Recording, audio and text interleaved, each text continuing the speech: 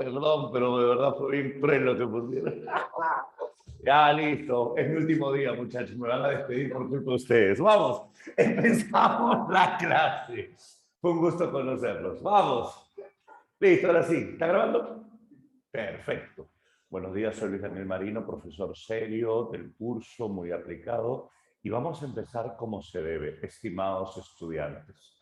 Arranquemos. Te contaba, hoy tenemos la tercera línea de tiempo del curso. ¿Qué tenemos que trabajar el día de hoy? Oye, ya hemos hecho literatura universal, ya hemos hecho literatura española. Alucina. Hoy tenemos que iniciar literatura hispanoamericana. Ahora, te tengo una noticia.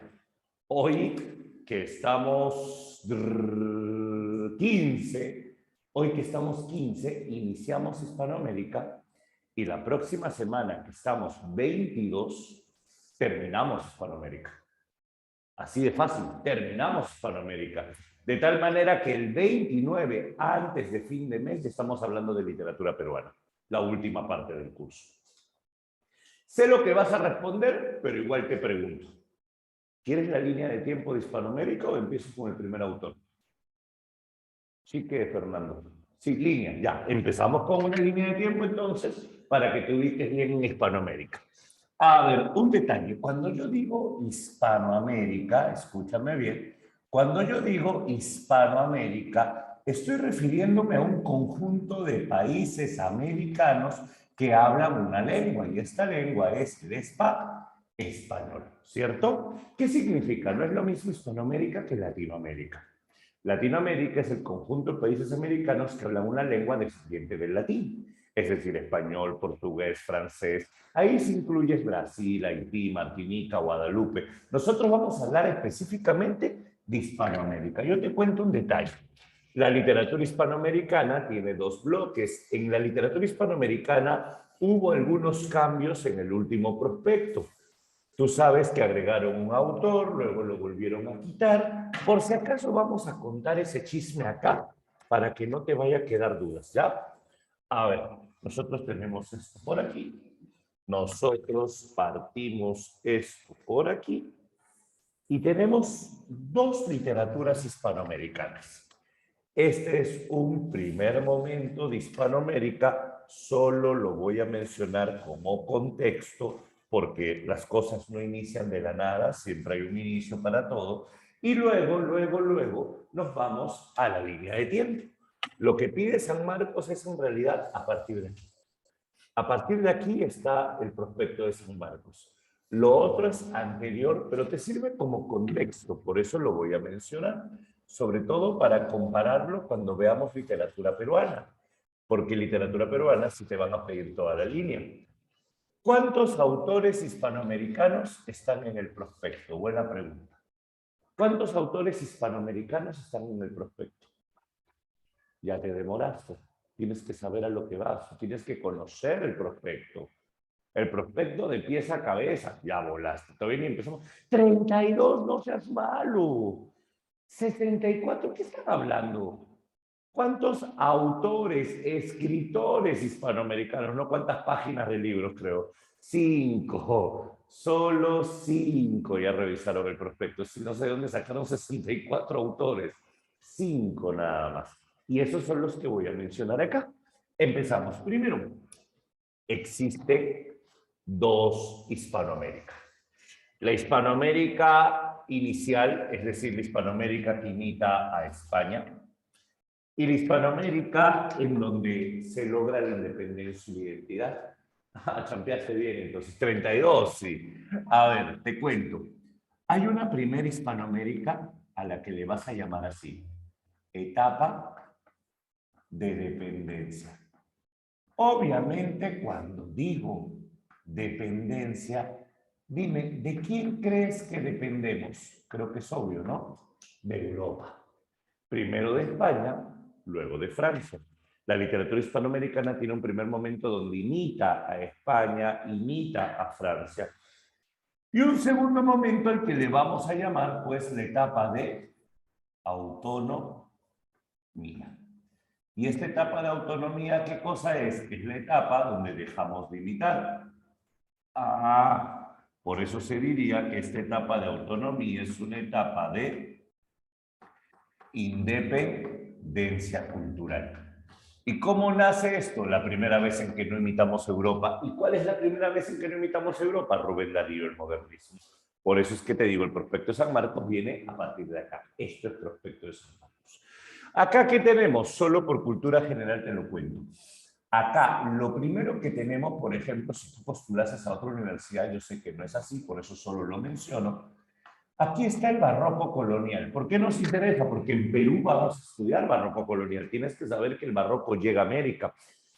El barroco es la primera corriente literaria que llega a Hispanoamérica. El Renacimiento no llega. Acuérdate que los conquistadores, para empezar, mínimamente tenían conocimiento, algunos eran humanistas, pero la Iglesia Católica, que era la que dominaba aquí en América Latina, jamás iba a permitir que llegue el antropocentrismo. Por eso es que la primera corriente literaria que formalmente llega a América va a ser el barroco. Lo que vamos a tener es humanismo, no renacimiento. Humanismo y luego barroco. Por eso la primera etapa es el barroco, que nace medio siglo después que en España, a finales del 17 e inicio del 18. Solo por cultura general te cuento, la literatura hispanoamericana comienza con una mujer. Sí, nuestra línea de tiempo comienza con una mujer, una monja. Esta monja mexicana se llamó Sor Juana Inés de la Cruz, la precursora del feminismo, la precursora de los derechos de la mujer en América, una mujer con una biblioteca de más de 20.000 ejemplares, una mujer que tiene unos poemas eróticos pero buenazos. Esta es autora de Primer Sueño, autora de Respuestas Orfilotea. Respuestas Orfilotea es el primer, se podría decir, manifiesto feminista en América Latina. Y obviamente al ser una mujer brillante solo tenía un destino. ¿Cuál era? Ser asesinada, pues. Y prácticamente va a ser asesinada por la Iglesia Católica, entre comillas. Lo que van a hacer es obligarla a pedir disculpas, firmar con su propia sangre y luego ir a curar enfermos de peste. Obviamente al poco tiempo se contagió y Sor Juana Inés, una mujer de mente brillante, murió. Esa es la primera, solo lo menciono por cultura general. Luego vamos a tener acá un segundo momento. Acá ya va a aparecer la independencia de las colonias americanas. Y cuando aparezca la independencia de las colonias americanas, la primera corriente que van a nacer después de la independencia es el romanticismo. Esto lo menciono por otro motivo, porque cuando hablemos de Perú, vamos a ver que Perú no tiene romanticismo después de la independencia. Perú tiene costumbrismo. Somos tan fanáticos de España que Perú es uno de los pocos países que después de liberarse de España termina imitando a España. ¿Te das cuenta? Y eso lo vamos a ver cuando hablamos de Perú. Acá tenemos el romanticismo republicano. Así se va a llamar. Acá, en este romanticismo, obvio, liberarse con supercomillas, que claro, así como cuando ella te decía te amo entre comillas, igualito. Vamos, si hablamos de romanticismo republicano, aquí ya bueno que me perdiste usar las comillas, hijo. Si hablamos de romanticismo republicano, aquí nosotros tenemos que ver sobre todo Colombia. Ahora, yo te cuento un detalle. El romanticismo nace en Argentina. En América, en Argentina. El romanticismo nace derrocando dictadores. Juan Manuel de Rosas. Uno de los primeros románticos de América es Esteban Echeverría, el autor del Matadero. Sin embargo, este romanticismo no se parece al de Colombia, porque el de Colombia es más sentimental, el de Colombia es más nostálgico, el de Colombia es más emotivo. Y solo por cultura general te menciono que acá hay un autor llamado Jorge Isaacs, que escribe la primera novela romántica sentimental en Hispanoamérica llamada María. La historia de amor sin palabras. Claro, el Valle del Cauca, la epilepsia, ¿cierto? Vuelve y al final María ya estaba muerta. Efraín, si una fuerza mayor a mí impide que te vuelva a ver, te dejaré parte de mí para que puedas recordarme. Simple y sencillo, ¿cierto? Y al final, te deja incluso un mechón de cabello. Ahora, un detalle. Esto solo es el inicio, por eso lo menciono, ¿correcto? Solo es el inicio. Ahora, vamos a ver, exacto, estamos haciendo esto como si fuese nuevo en Hispanoamérica, antes de empezar a volar, digo, avanzar. Vamos, ahora, si hablamos de la etapa de autonomía, acá comenzamos con la primera corriente.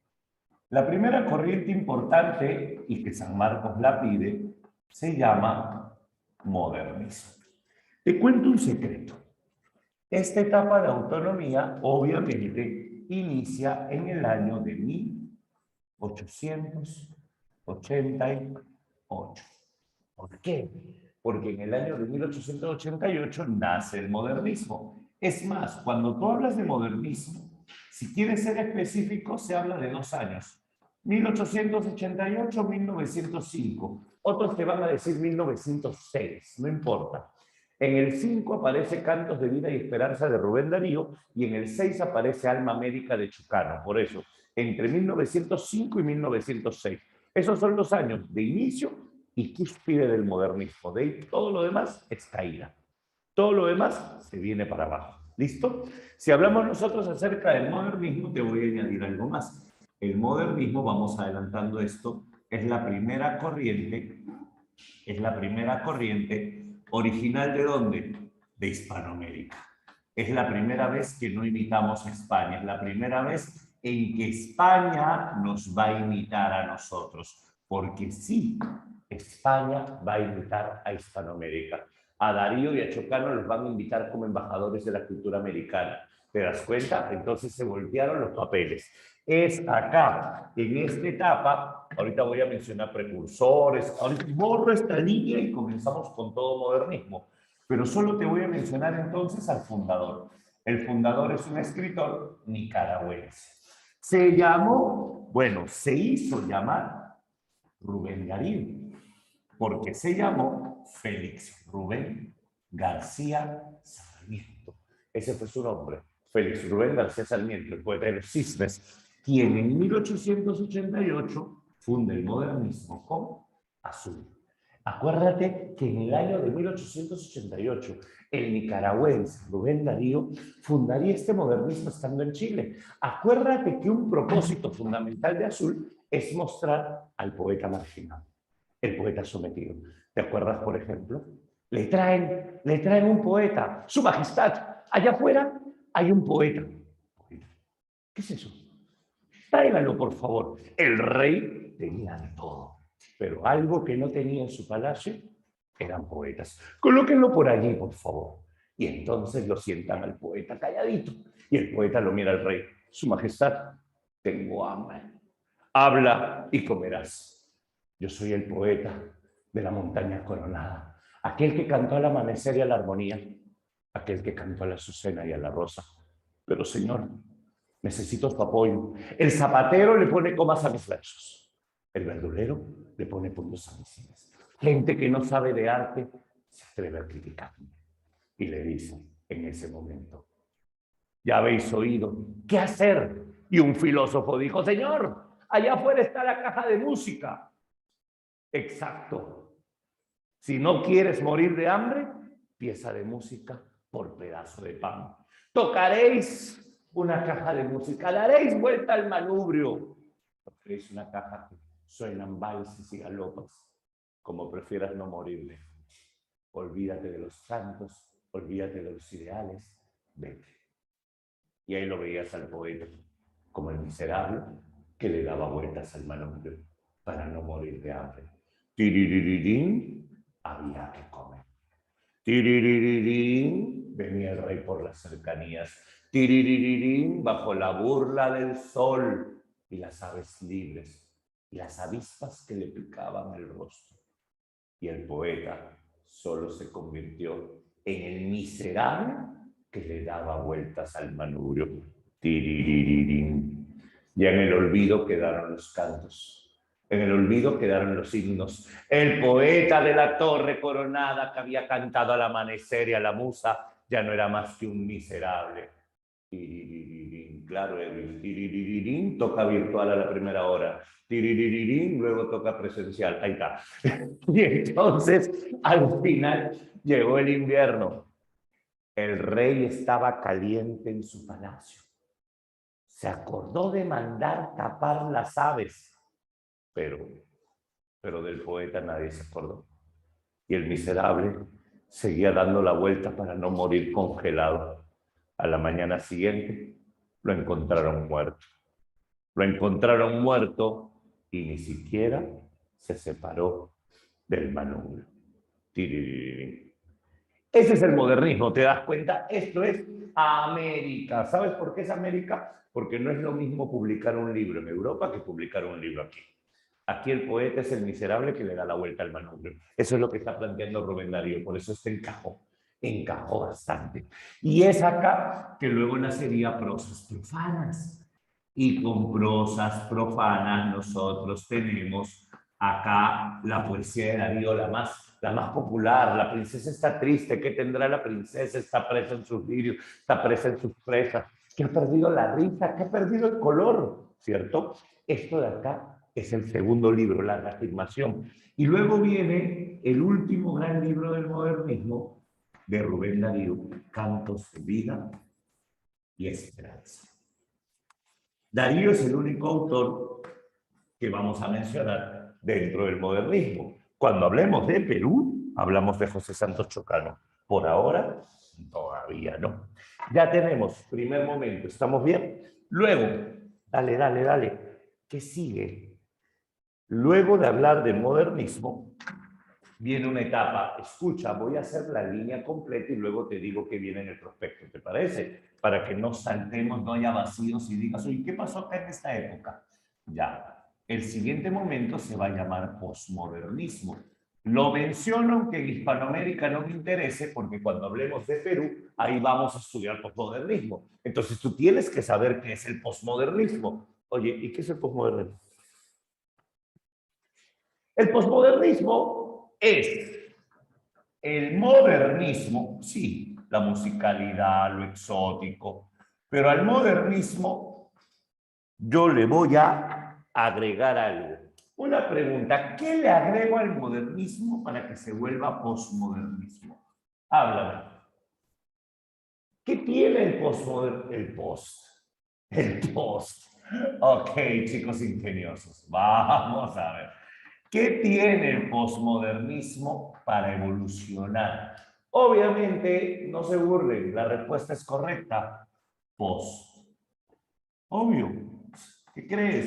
En lo sencillo está. ¿Por qué? Porque vamos a ver que esto es una mnemotecnia rápida. Me dijeron, loco, es verdad. Es que al modernismo ya no le voy a hablar de la Gran América, voy a hablar de la provincia. Con una sensación de olvido, una postura de soledad y una gran ternura. Ahí está el posmodernismo. Piensa en Valdelomar, mi infancia que fue dulce, serena, triste y sola. Se deslizó en la paz una aldea lejana, entre el manso rumor con que muere una ola y el tañer doloroso de una vieja campana. Dábame el mar la nota de su melancolía, el cielo la serenidad de su belleza, los besos de mi madre una dulce alegría y la muerte del sol una vaga tristeza. En la mañana azul al despertar sentía el canto de las olas como una melodía y luego el soplo denso, perfumado del mar y lo que él me dijeron en mi alma persiste. Mi padre era callado y mi madre era triste. Y la alegría nadie me la supo enseñar. Eso es vos. ¿Te das cuenta? Para que te ubiques, estamos entre 1900 y 1920. Ahora sí, ya avanza redondo, no son cifras exactas. De 1900 a 1920. ¿A quién tenemos acá? Una tierra de poetas, una tierra de poesía.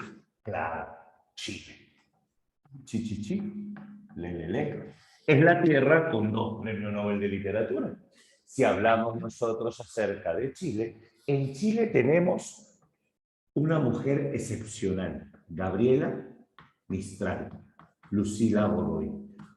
Imagínate una mujer a la que la expulsaron del colegio de niña. ¿Y sabes por qué la botaron del colegio, señora? Su hija no sirve para el colegio.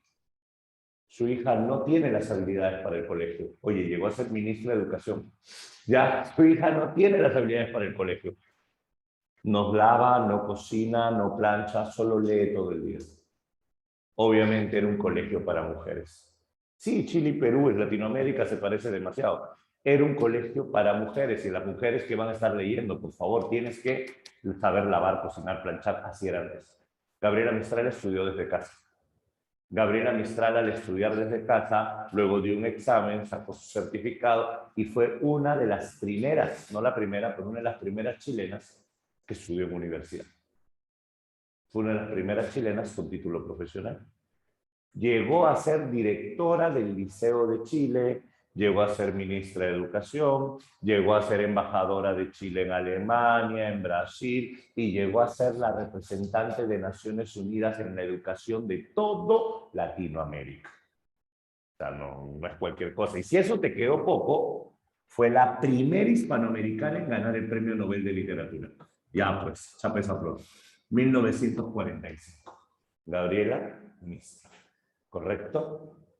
Y dice, ya saben, no es que no sirvan, sino que no lo saben. Bueno, en realidad es que por ahí viene la metáfora del patito feo. Quizás no eres feo, quizás eres un cisne. Nadie te entiende, ¿no? O sea, va por ahí. No es, o sea, eres malo en este sistema, pero quizás no en otro. Por ahí va el asunto. Acuérdate que ella es autora de La maestra rural, Tala, Desolación.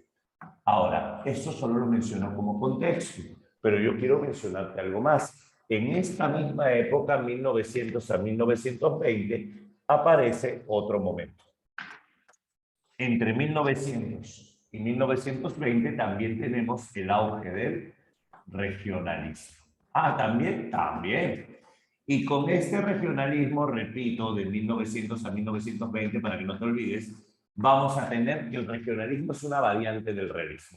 El realismo quiere venir a América Latina, pero el realismo tiene un problema. ¿Cuál es el problema del realismo? No encaja. ¿Y por qué el realismo no encaja? Simple. El realismo no encaja porque el realismo nace con el positivismo. Y cuando llega a América, señores, ¿dónde está su ciencia? Y América, ¿qué? ¿Ciencia? ¿Qué es eso? Ciencia, método, objeto de estudio, positivismo. No, señor, acá comemos lentejas los lunes para la buena suerte y guardamos una rama de ruda en la billetera para tener dinero. Y usamos ropa interior amarilla en Año Nuevo. ¿No? Acá somos la tierra de la superstición.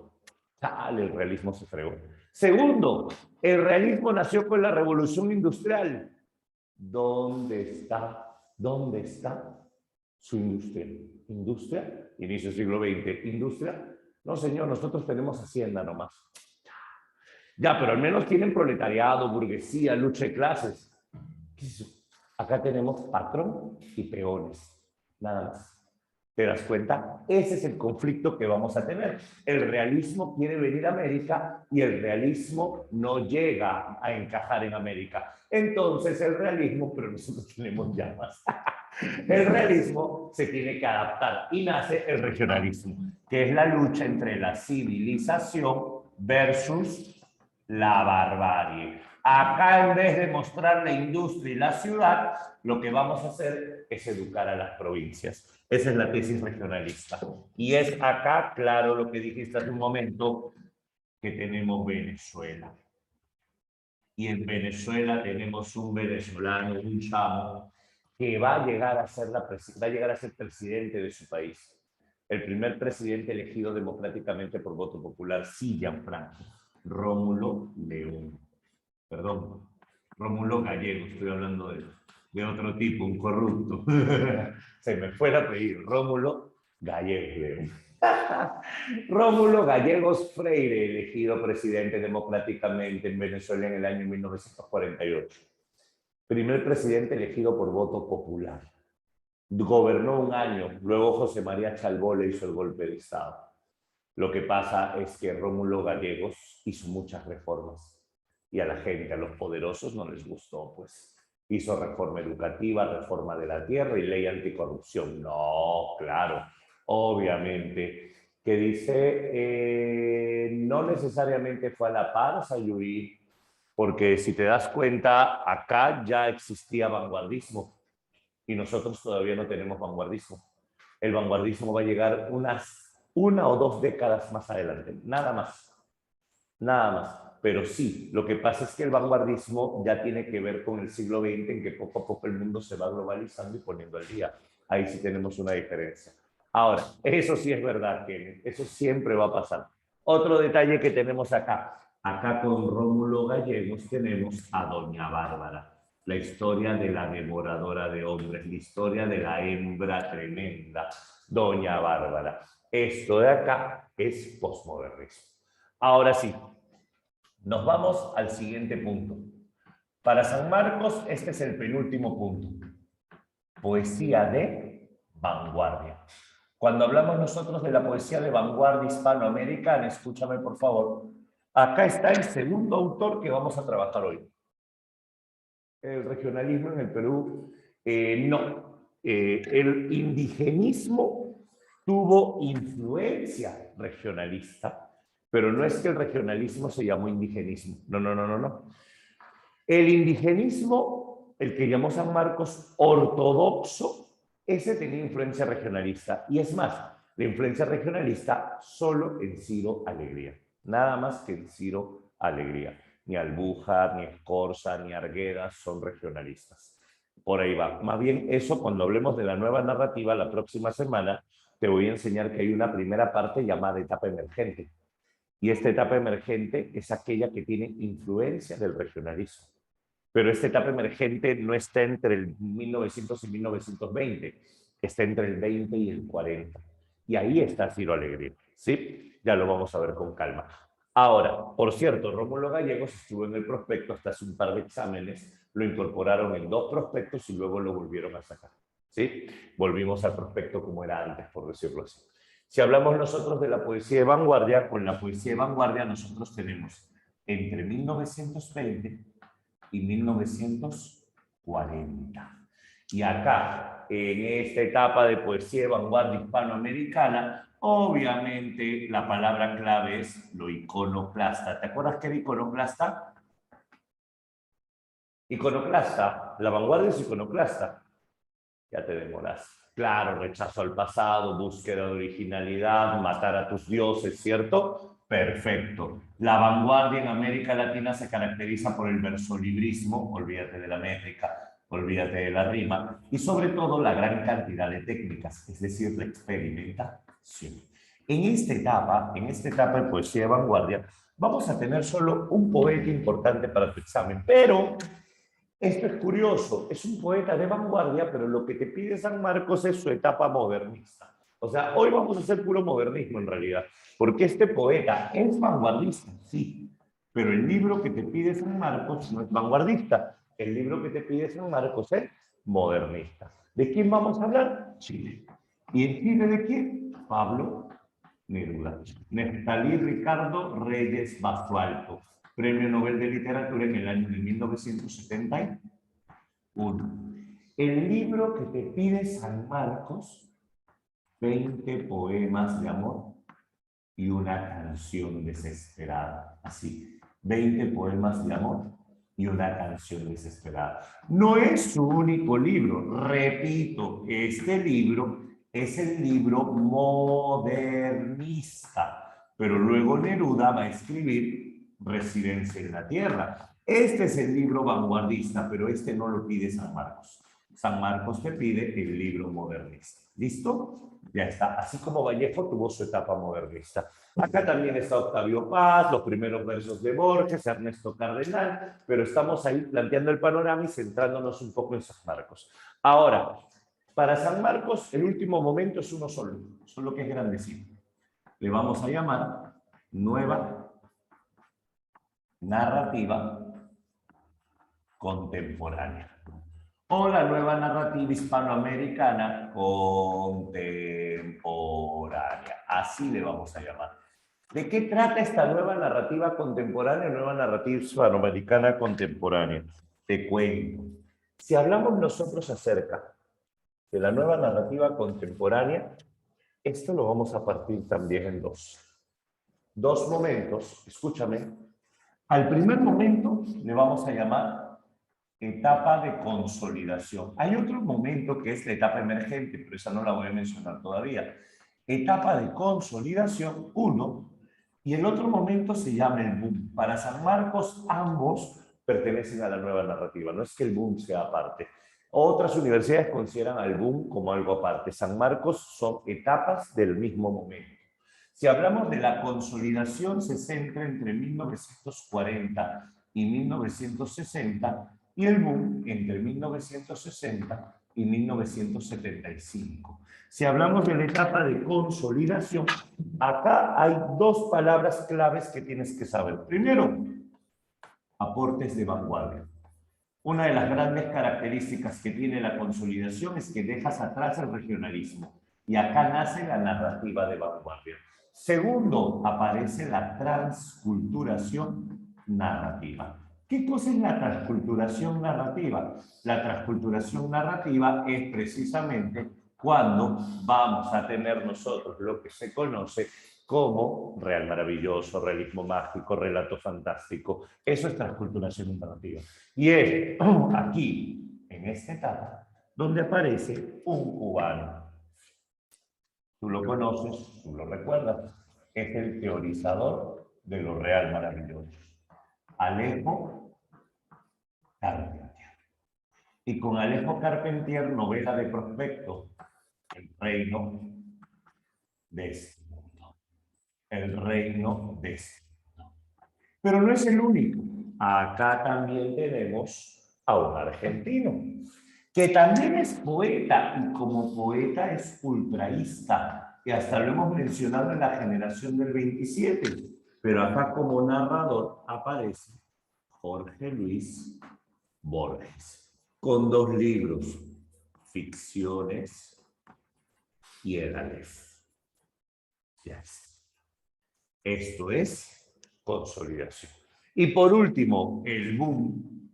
El boom mantiene estos dos, transculturación y aportes, pero en el boom lo que vamos a tener es el éxito editorial. En el boom nace un concepto nuevo, la novela total, una novela reflejo de la realidad americana.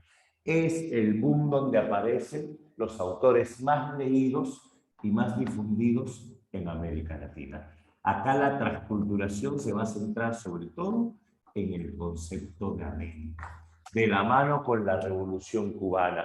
Carpentier y Borges son contemporáneos, algunos influenció del otro. En realidad, Carpentier y Borges son estilos completamente diferentes. Borges, como narrador, es casi una década después de Carpentier, pero no es que haya influencia uno del otro. Carpentier es primero, pero no es que haya influencia, porque el real maravilloso es una cosa y el relato fantástico es otra muy distinta. Es más, el realismo mágico también es muy distinto a lo fantástico. Son líneas diferentes, ya lo vamos a ver la próxima semana. Ahora, si hablamos nosotros del boom hispanoamericano, con el boom hispanoamericano, el autor más representativo para nosotros va a ser el colombiano. Y el colombiano es Gabriel García Márquez, Premio Nobel de Literatura, ¿cierto? ¿En qué año ganó el Premio Nobel de Literatura Gabriel García Márquez?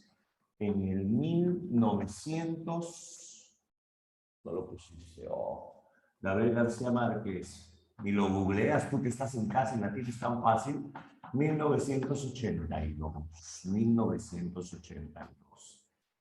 Hace poco estaba viniendo acá para la academia y justo estaba leyendo una entrevista que le hicieron a Borges cuando García Márquez ganó el premio Nobel. Acuérdate que Borges es el eterno aspirante. Y le dijeron a Borges, justo estaba Borges en una comisaría en Argentina tramitando unos papeles y dijeron, señor, ¿se enteró que el escritor Gabriel García Márquez ganó el premio Nobel de Literatura? Y Borges dice, lo felicito.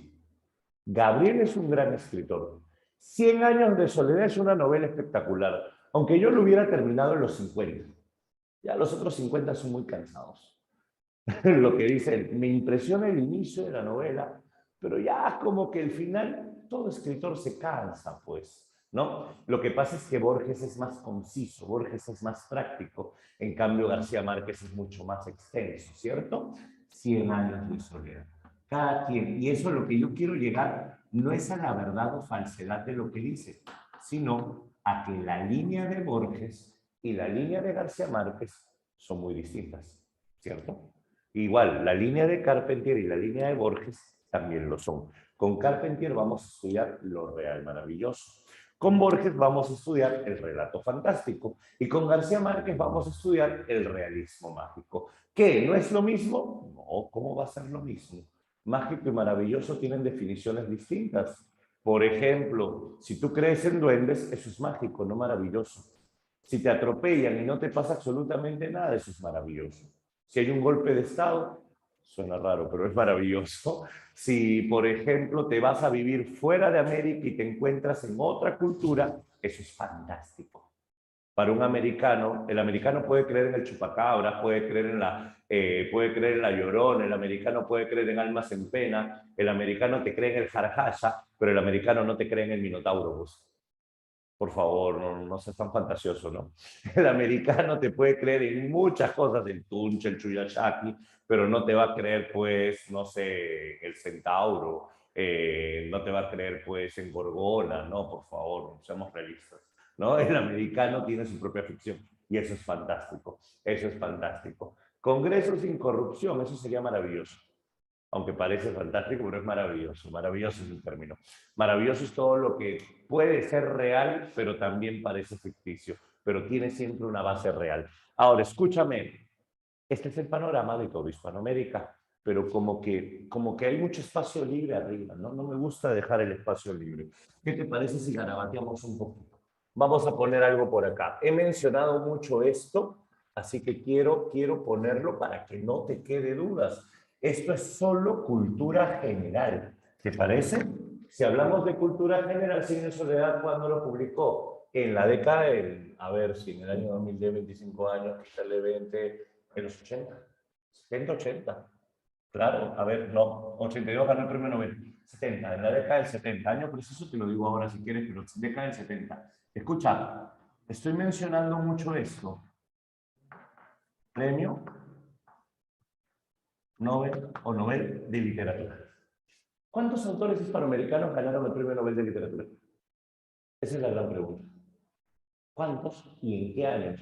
No tienes que saberte de memoria todos los ganadores, pero al menos esto por si acaso. Háblame. Teiki, ¿cómo que Teiki? ¿Qué cosa es Teiki?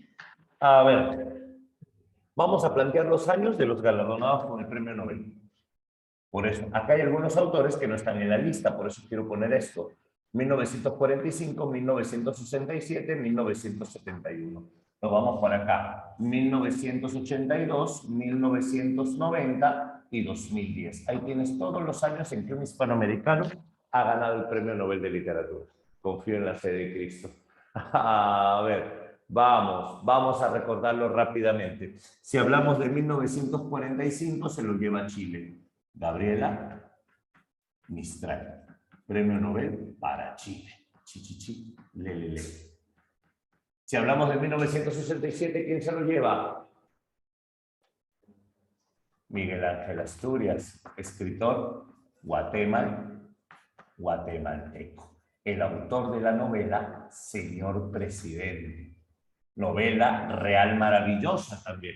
Es más, antes estaba Asturias en el prospecto, lo sacaron y pusieron a Carpenter, cambiaron un Real Maravilloso por otro Real Maravilloso.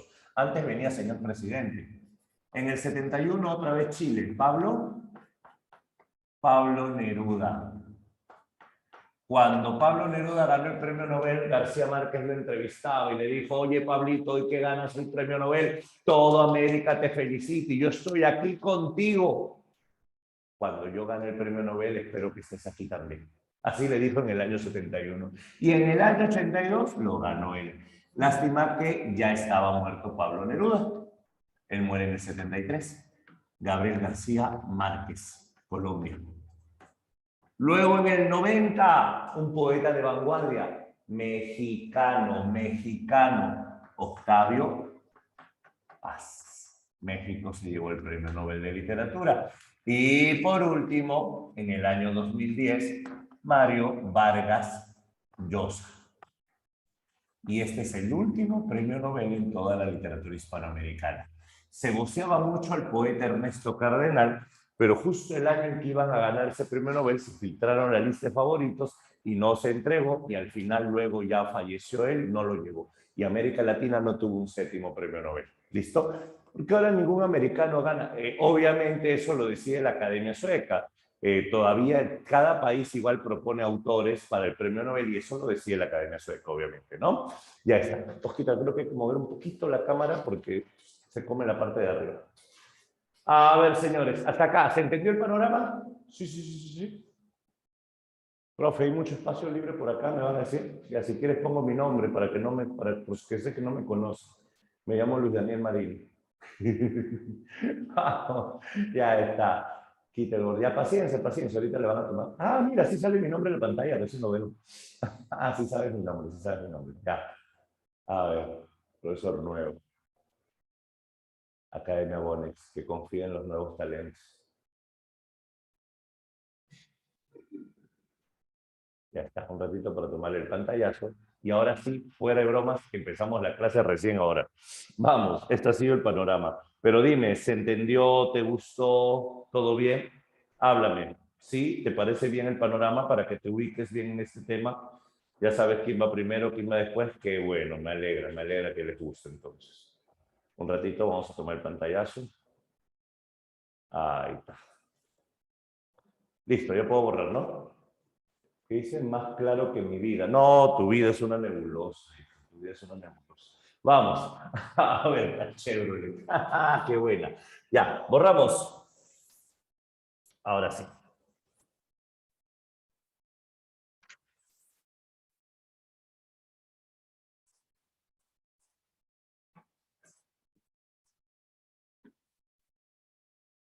Obviamente, si tú postulas, por ejemplo, a Villa, en Villa no ahondan mucho esto, pero en Villa te ponen muchos más autores. Aparece Ernesto Sábato, Mario Benedetti, Juan Carlos Sonetti.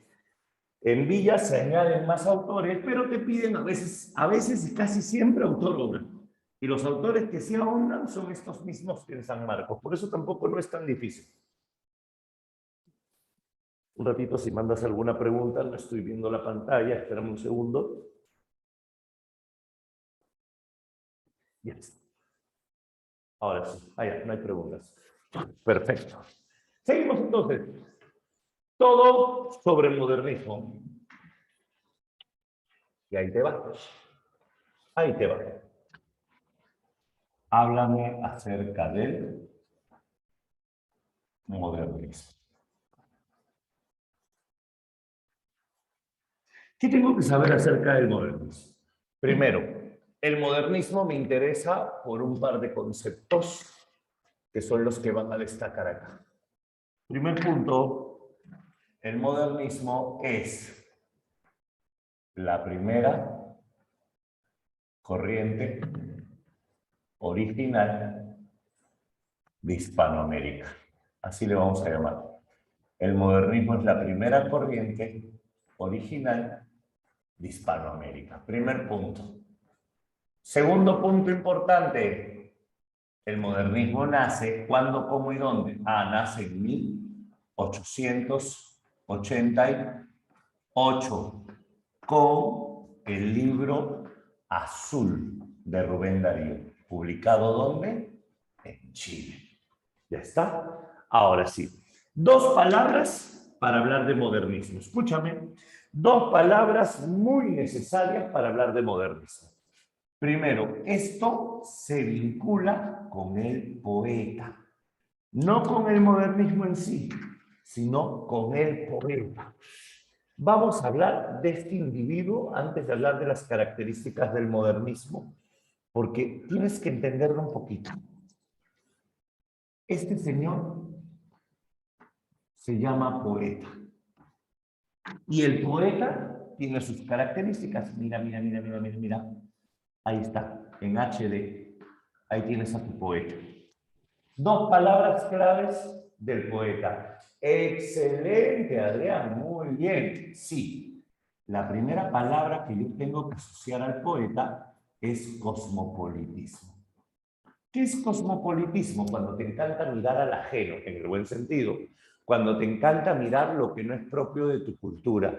Cosmopolita es sentirte ciudadano del mundo. El cosmopolitismo es cuando miras las tradiciones extranjeras. Escúchame bien, vamos con calma.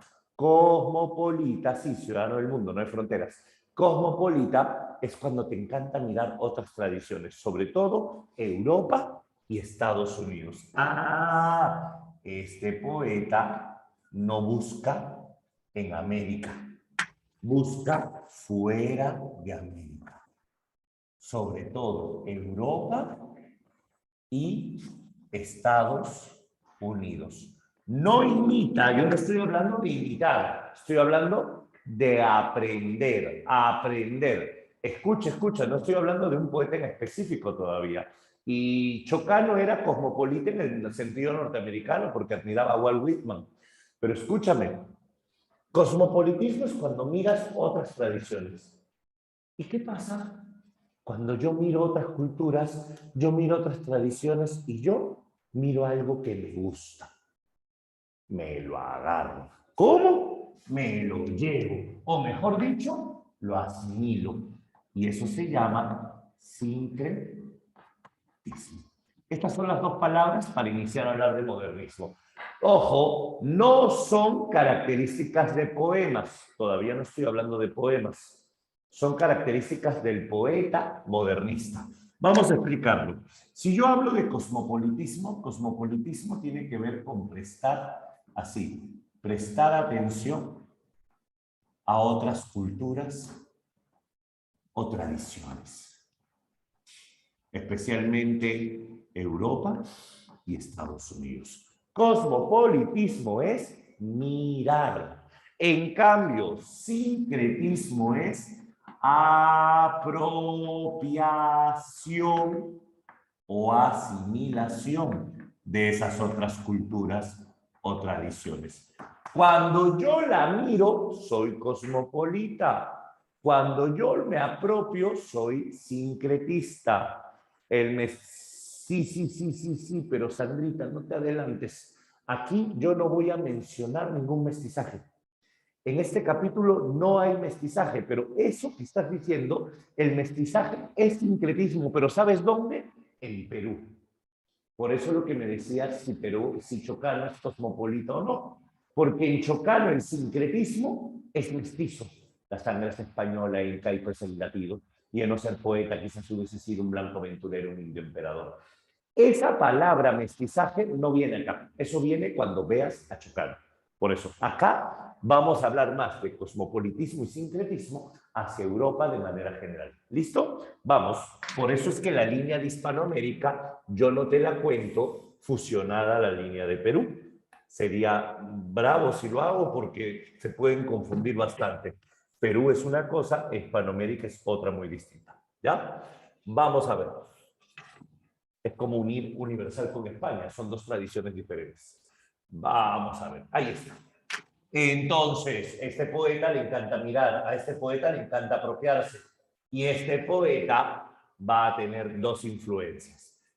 Las influencias del modernismo son parnasianismo y simbolismo. Veamos.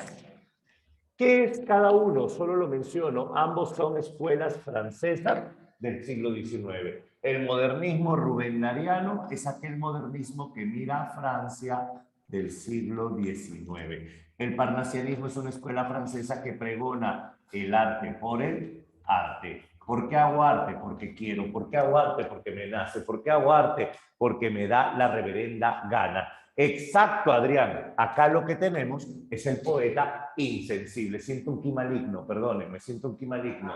Llegó papá Pitufo. Habla. Ya, salúdame, ten tu minuto de gloria. Ten tu minuto de gloria, compadre. Ya está. Quiere ganar rating. Ya está. El defensor de los colores y mírenlo, mírenlo. Ok, ahora sí, después de que se fue este ki maligno, sigamos.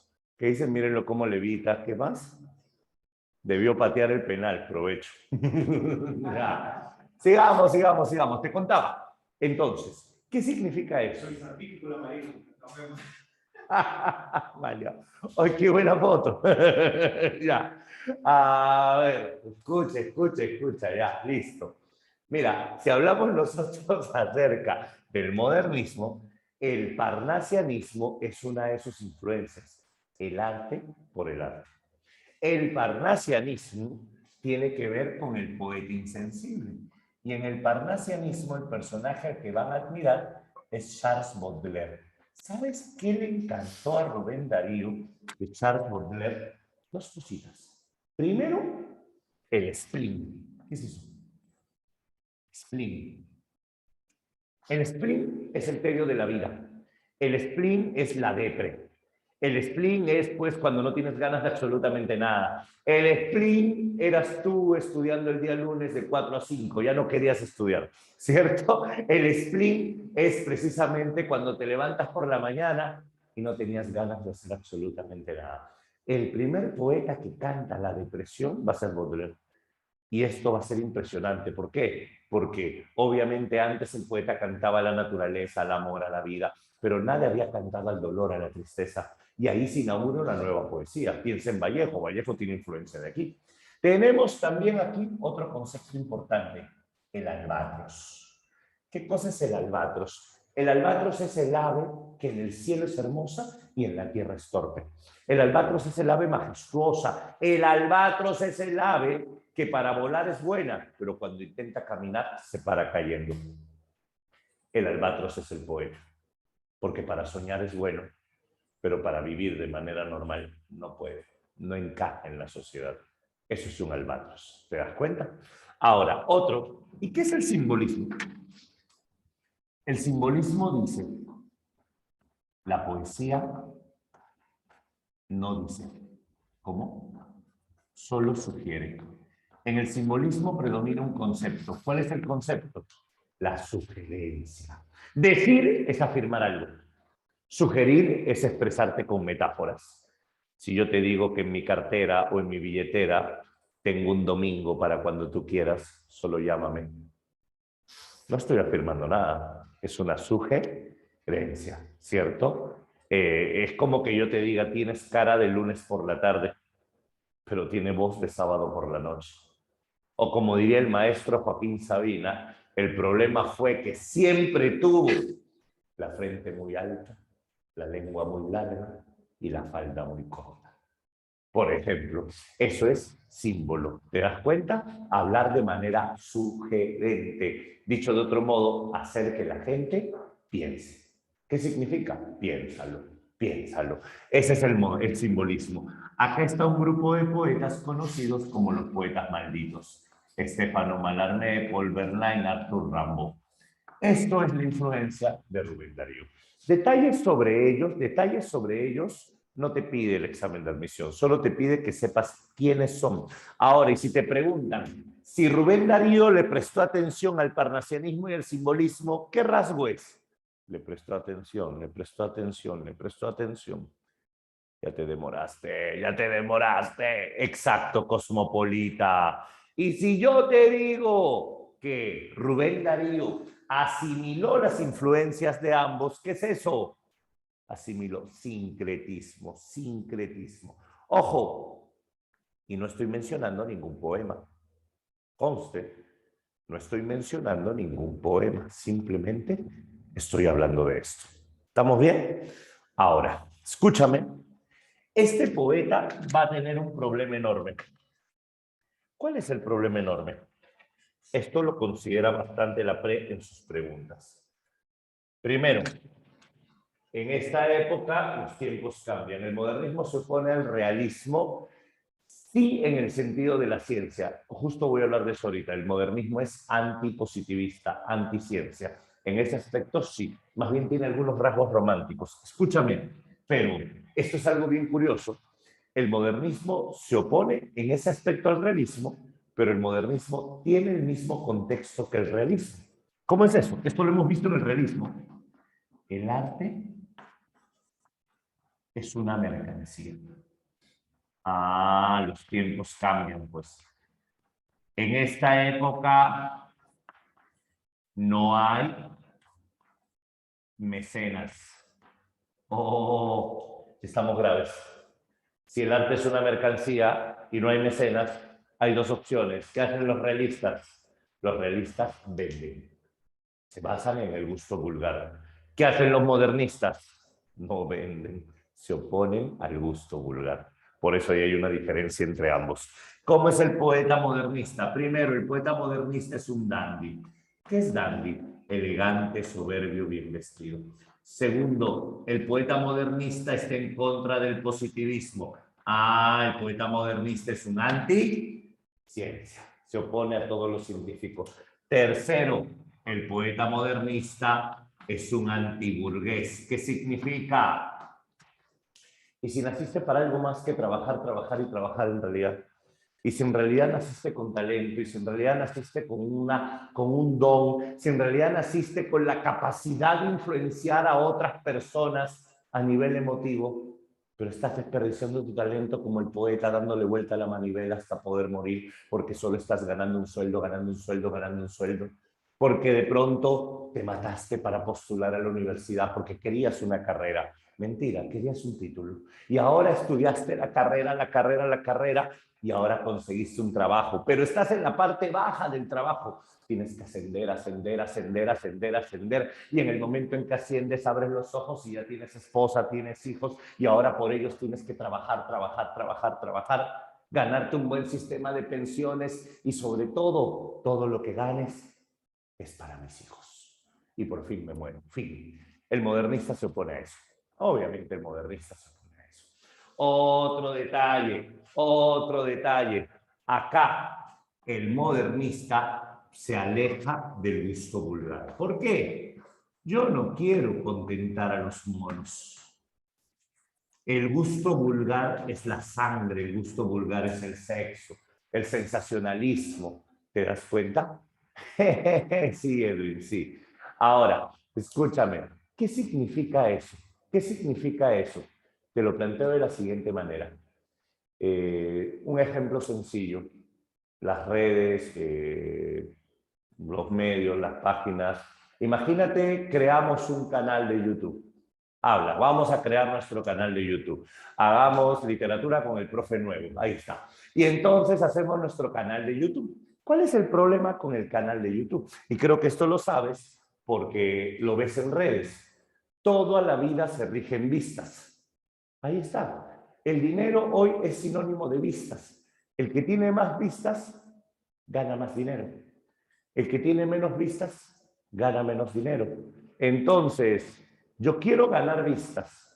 ¿Qué gana más vistas? ¿La cultura o, perdóname, la estupidez? ¿Qué gana más vistas? Obviamente, la estupidez gana más vistas. ¿Cierto o no? Entonces, si yo quiero contentar a la gente, ya sé, voy a hacer videos estúpidos. Dime, ¿yo me siento a gusto haciendo eso? No, ese es el modernista. El modernista no se siente a gusto contentando a las masas. El modernista es aquel que dice, así tenga 5 o 10 vistas, hago lo que yo quiero. ¿Te das cuenta? Profe, pero entonces le va a ir mal económicamente. Exacto. El modernista es un especialista. ¿Qué significa especialista? Que asume el arte como una actividad especializada. El modernista se va a dedicar al arte y solo al arte. El modernista ya no va a ser médico, no va a ser abogado, no va a trabajar de otra cosa. A lo mucho, dice Rubén Darío, y San Marcos lo plantea, hay dos oficios que se asocian a la poesía. Solo hay dos, dice.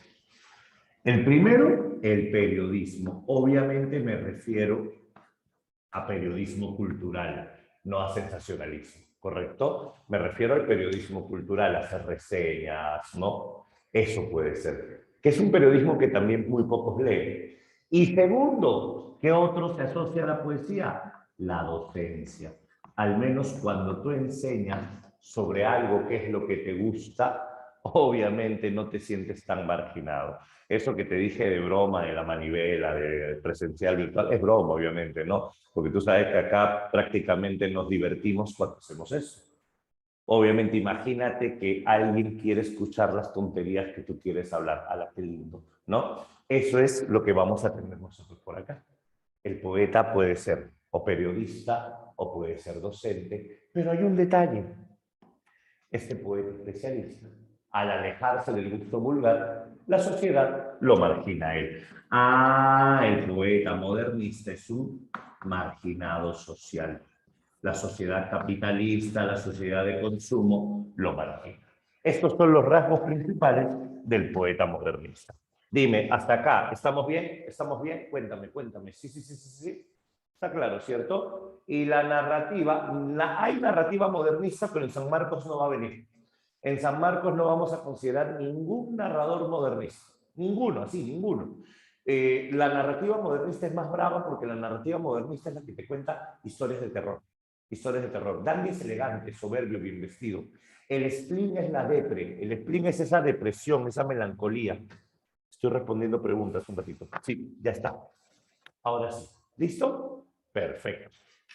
Clemente Palma, claro, Clemente Palma era modernista. Clemente Palma, él va a ser modernista, pero del bravo. Lina, ¿no? Que le regala los ojos a Jim, porque Jim le decía a Lina, yo te amo, pero no me pidas que te mire a los ojos. Tu mirada es muy fuerte, Lina, perdóname. Y Lina se desaparece por 3 semanas y de pronto lo manda a llamar y le dice, Jim, tus palabras me dolieron. Pensar que te vas a casar conmigo y no puedes siquiera verme a los ojos, eso me afectó demasiado, le dijo.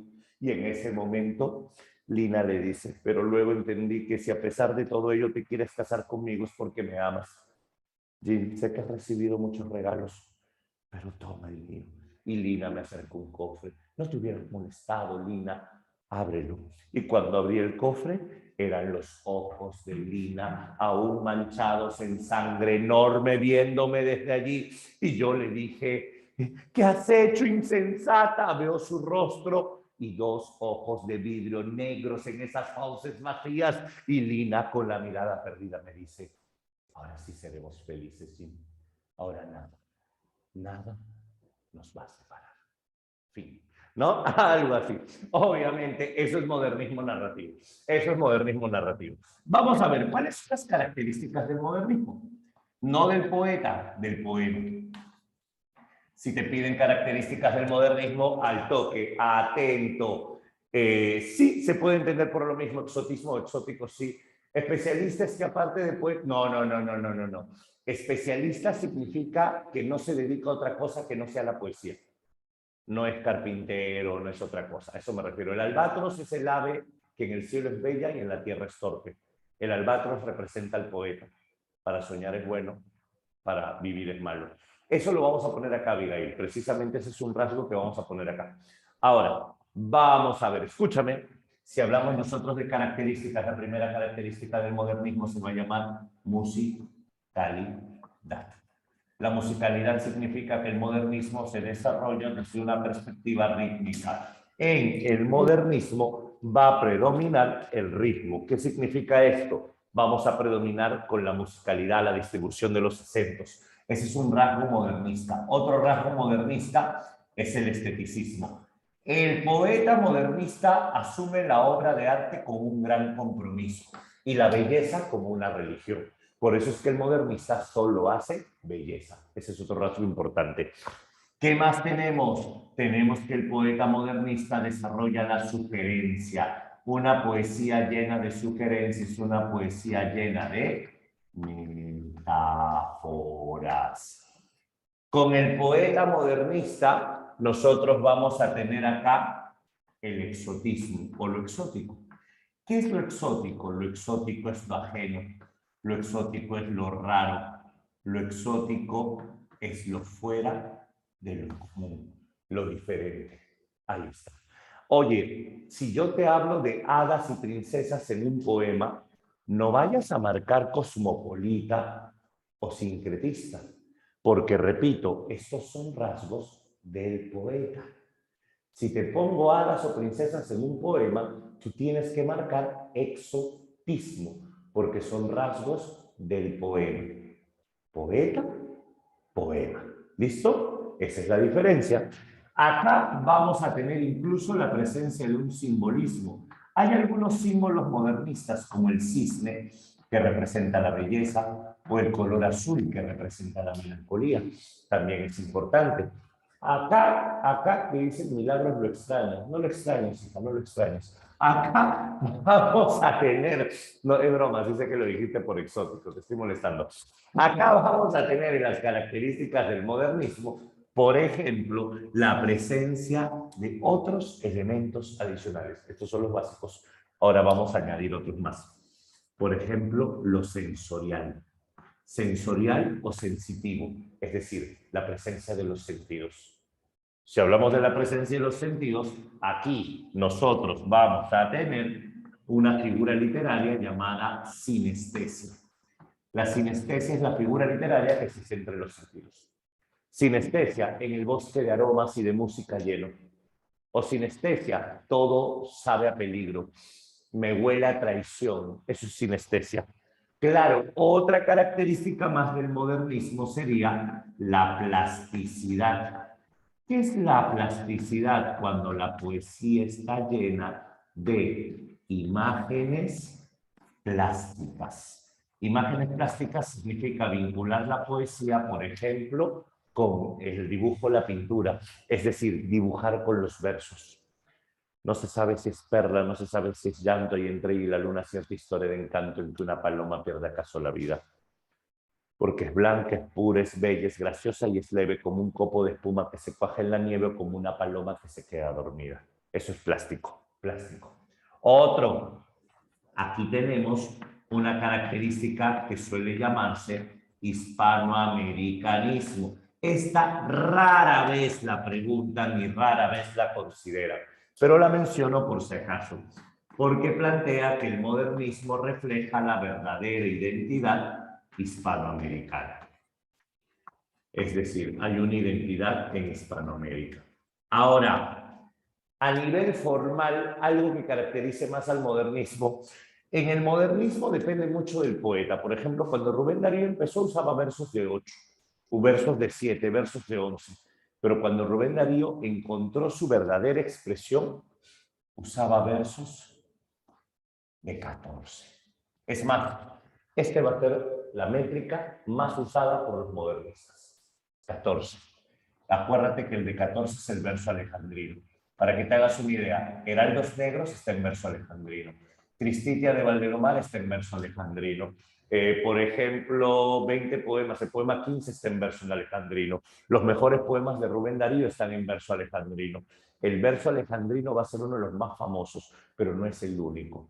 En realidad, a veces se habla de metros y estrofas diversas, pero eso se va a hablar con algunos poetas nada más. Metros y estrofas diversas. Lo vamos a ver con un libro de Darío nomás. Vamos a ver. Ya tenemos rasgos modernistas. ¿Qué necesitamos? ¿Y quiénes son los modernistas? Si hablamos de los modernistas, planteamos solo por cultura general acá. Tenemos, por ejemplo, los precursores del modernismo. Solo los menciono por cultura general. Dos escritores son considerados premodernistas. El primero de ellos es cubano y un ejemplo hispanoamericanismo. No hay un ejemplo con versos. No te va a venir ningún verso hispanoamericanista. Acá, cuando yo digo hispanoamericanismo, solo es un concepto que dice que el modernismo es identidad hispanoamericana. O sea, que el modernismo es la primera corriente original de Hispanoamérica. Eso es hispanoamericanismo. No hay más en ese aspecto. ¿Por qué? Porque no se centra necesariamente en el paisaje americano. Por ejemplo, Rubén Darío es hispanoamericanista porque representa Hispanoamérica, pero te habla de hadas, princesas, reyes. Por eso te digo, no es un rasgo de poema. Por eso lo menciono al final nada más. ¿Listo? Ahora sí, te decía, en precursores tenemos un cubano. Este cubano se va a llamar José Martí. José Martí es el autor de versos libres. José Martí es el autor de versos sencillos. José Martí es el que escribió Quiero a la sombra de un ala contar este cuento en flor. La niña de Guatemala, la que se murió de amor. Ese es José Martí. Tienes, por ejemplo, él en su Anticiencia, cuando dice eso, ¿no? Ella le dio al desmemoriado una almohadilla de olor. Él volvió casado. Ella murió de amor. Ella, por volverlo a ver, salió a verlo al mirador. Él volvió con su mujer. Ella se murió de amor. Dicen que entró muy de noche en el río. Dicen que la sacó muerta el doctor. Dicen que se murió de frío, pero yo sé que se murió de amor. Eso, por ejemplo, es premodernista. O el peruano, porque Perú también está presente por acá. Y en Perú tenemos acá a Manuel González Prada, el sibarita, el apóstol de la muerte, el anticristo. Sí es cierto, González Prada en sus ensayos era bien rudo cuando decía cosas como el Perú es un organismo enfermo, que donde quiera que pongas el dedo brota la pus. O cuando decía cosas como en esta obra de reconstitución y venganza no contemos con los hombres del pasado. Los troncos viejos y añosos ya produjeron sus flores de aroma deleterio y sus frutos de sabor amargo. Hombres nuevos, frutos nuevos. Los viejos a la tumba, los jóvenes a la obra. Eso es en cuanto a ensayo. Pero como poeta, González Prada cambia todo. Porque como poeta diría cosas como, amor, si eres un bien arrebatado al cielo, ¿por qué las dudas, el gemido, el llanto, la esperanza, la desesperanza, el torcedor quebranto, las turbias noches de febril desvelo? Y si eres un mal en el terrestre suelo, ¿por qué los goces, la sonrisa, el canto, la esperanza, el glorioso encanto, las visiones de paz y de consuelo? Si eres nieve, ¿por qué tú vivas llamas? Si eres llama, ¿por qué tu hielo inerte? Si eres sombra, ¿por qué la luz derramas? ¿Por qué la sombra si eres luz querida? Si eres vida, ¿por qué me das la muerte? Y si eres muerte, ¿por qué me das la vida? Eso es premodernista. ¿Listo? Precursores. Ahora, luego viene la fundación. Esto sí es importante para San Marcos porque es prospecto. Si hablamos de la fundación del modernismo, acá tenemos que mencionar al nicaragüense Rubén Darío. A ver, sobre el nombre de Darío, tú sabes que esto jamás lo preguntaría o jamás lo ha preguntado San Marcos, pero esto sí ha venido en Villarreal y Callao, por si acaso. Félix Rubén García Sarmiento. Es que es otro tipo de prueba, pues no, la tuya es para pensar. Si hablamos nosotros de Félix Rubén García Sarmiento o Rubén Darío, acá nosotros, no es broma, no es broma. Cuando dije que la tuya es para pensar es porque la tuya es de destreza cognitiva. En cambio, una prueba Villarreal, una prueba Callao es una prueba integral. Y al ser integral lo que te piden es cotejo de datos. En cambio, en San Marcos lo que te piden es sobre todo análisis de textos y situaciones. A eso me refiero con pensar. ¿Sí? No estaba hablando mal para nada. Ahora, si hablamos de Rubén Darío es el poeta de los cisnes, ¿correcto? El poeta de los cisnes. Este Rubén Darío va a tener 3 poemarios, de los cuales al menos 2 te pide San Marcos que conozcas lo básico. El primer libro es Azul, publicado en 1888 en Chile. En Azul, lo primero que tienes que saber es que es un libro de cuentos y poemas. Escucha, no son solo poemas, hay cuentos, como vimos al inicio con el Rey Burgués. Segundo, Azul es el libro de fundación o iniciación del modernismo. Y en este libro Azul, lo que más va a destacar son los cuentos. Porque en los cuentos vamos a tener el poeta marginado. Esto es en los cuentos de Rubén Darío. El poeta marginado, el poeta sometido. Siempre que te viene un fragmento de un cuento de Darío, sabes que va por el poeta marginado. Acá, la prosa de Rubén Darío se va a caracterizar por poseer rasgos líricos. Es casi una prosa poética, una prosa poética. ¿Qué eran los precursores? Los precursores. Los precursores son los antecedentes, son los que van antes de la fundación. Los precursores son los que plantearon algunos cambios en la poesía, pero todavía no nació el modernismo. Por eso son precursores. Ahora sí, te decía, Azul, una prosa con rasgos líricos, rasgos poéticos. Acá, la lírica, los poemas de Azul son poemas idílicos, donde se habla mucho de la naturaleza, donde se habla mucho de la naturaleza. Acá Esta etapa se conoce como el año lírico. Así se dividen los poemas de Azul: año lírico, poemas de primavera, poemas de verano, otoño, invierno. Esto es en cuanto a Azul se refiere. Azul no destaca por sus poemas, destaca por sus cuentos. El sátiro sordo, donde el poeta Orfeo, el músico Orfeo, le va a pedir al rey, o perdón, al sátiro, el dueño del bosque, que le permita entrar. Y Orfeo no sabía que el sátiro era sordo. Y entonces el sátiro sordo prácticamente le dice: dame un motivo para que te quedes. Y Orfeo comienza a tocar la lira, pero el sátiro es sordo. Y Orfeo toca la flauta, y el sátiro es sordo. Y Orfeo toca la lira y la flauta a la vez, y el sátiro es sordo. Todo el bosque se cautiva ante la música de Orfeo, entre ellos la alondra. La alondra era la principal consejera del sátiro, y cuando no funcionaba con la alondra, era el burro el segundo consejero. Y entonces, cuando Orfeo acaba su concierto, todo el bosque está cautivado, menos el sátiro, que miraba para todos lados porque no entendía. Es que el dios Apolo lo había vuelto sordo.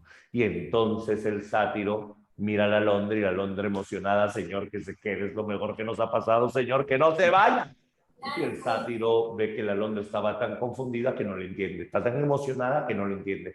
Así que se pone a mirar al burro. Y al burro, que la poesía y la música le hacen poca gracia, sigue comiendo y su cola la mueve para aquí, para allá, para aquí, para allá. Y el sátiro interpreta el movimiento de la cola y le dice a Orfeo: no, no te puedes quedar acá, fuera. Y es así como Orfeo fue echado del bosque. Y a partir de ese momento, los poetas andan errantes, porque el mundo lo gobiernan sátiros sordos que tienen a puro burro como consejero. Si te das cuenta, eso es una crítica social más que una historia, ¿cierto o no? América Latina está gobernada por puro burro, o perdón, por puro sátiro sordo que tiene a burro como consejero. Es decir, no se valora el arte, no se valora la cultura. En realidad, te digo, es una crítica más para el capitalismo que para una política de izquierda. Obviamente el sátiro sordo representaría un sistema capitalista, por si acaso, para que no lo vayas a asociar ahí. Porque tú sabes que las políticas de izquierda siempre valoran el conocimiento, el arte y la cultura. No, solo se inicia, la consolidación es prosas profanas. Ahora, un detalle: año lírico es el poemario de Darío, pues Darío divide su libro en cuentos y año lírico. Año lírico son los poemas del libro azul, que se dividen en 4 partes de acuerdo a las estaciones del año. ¿Correcto? De acuerdo a las... no, esa es otra cosa, pues comunismo es una cosa y la tendencia socialista o de izquierda de manera general no va a ser lo mismo. Escúchame, tenemos nosotros azul. Luego viene prosas profanas. Prosas profanas aparece en 1896 en Buenos Aires. Claro, sí, pero oficialmente San Marcos no utiliza el nombre de poema en prosa todavía. El nombre de poema en prosa no lo usaría todavía acá. San Marcos lo pone con esas palabras: prosa con rasgos líricos. No, es que no es lo mismo. Los cuentos de Rubén Darío no son poemas de verdad. Se centra más en la narración que en las imágenes. Lo que se conoce como poema en prosa es una imagen escrita en prosa, sin acciones.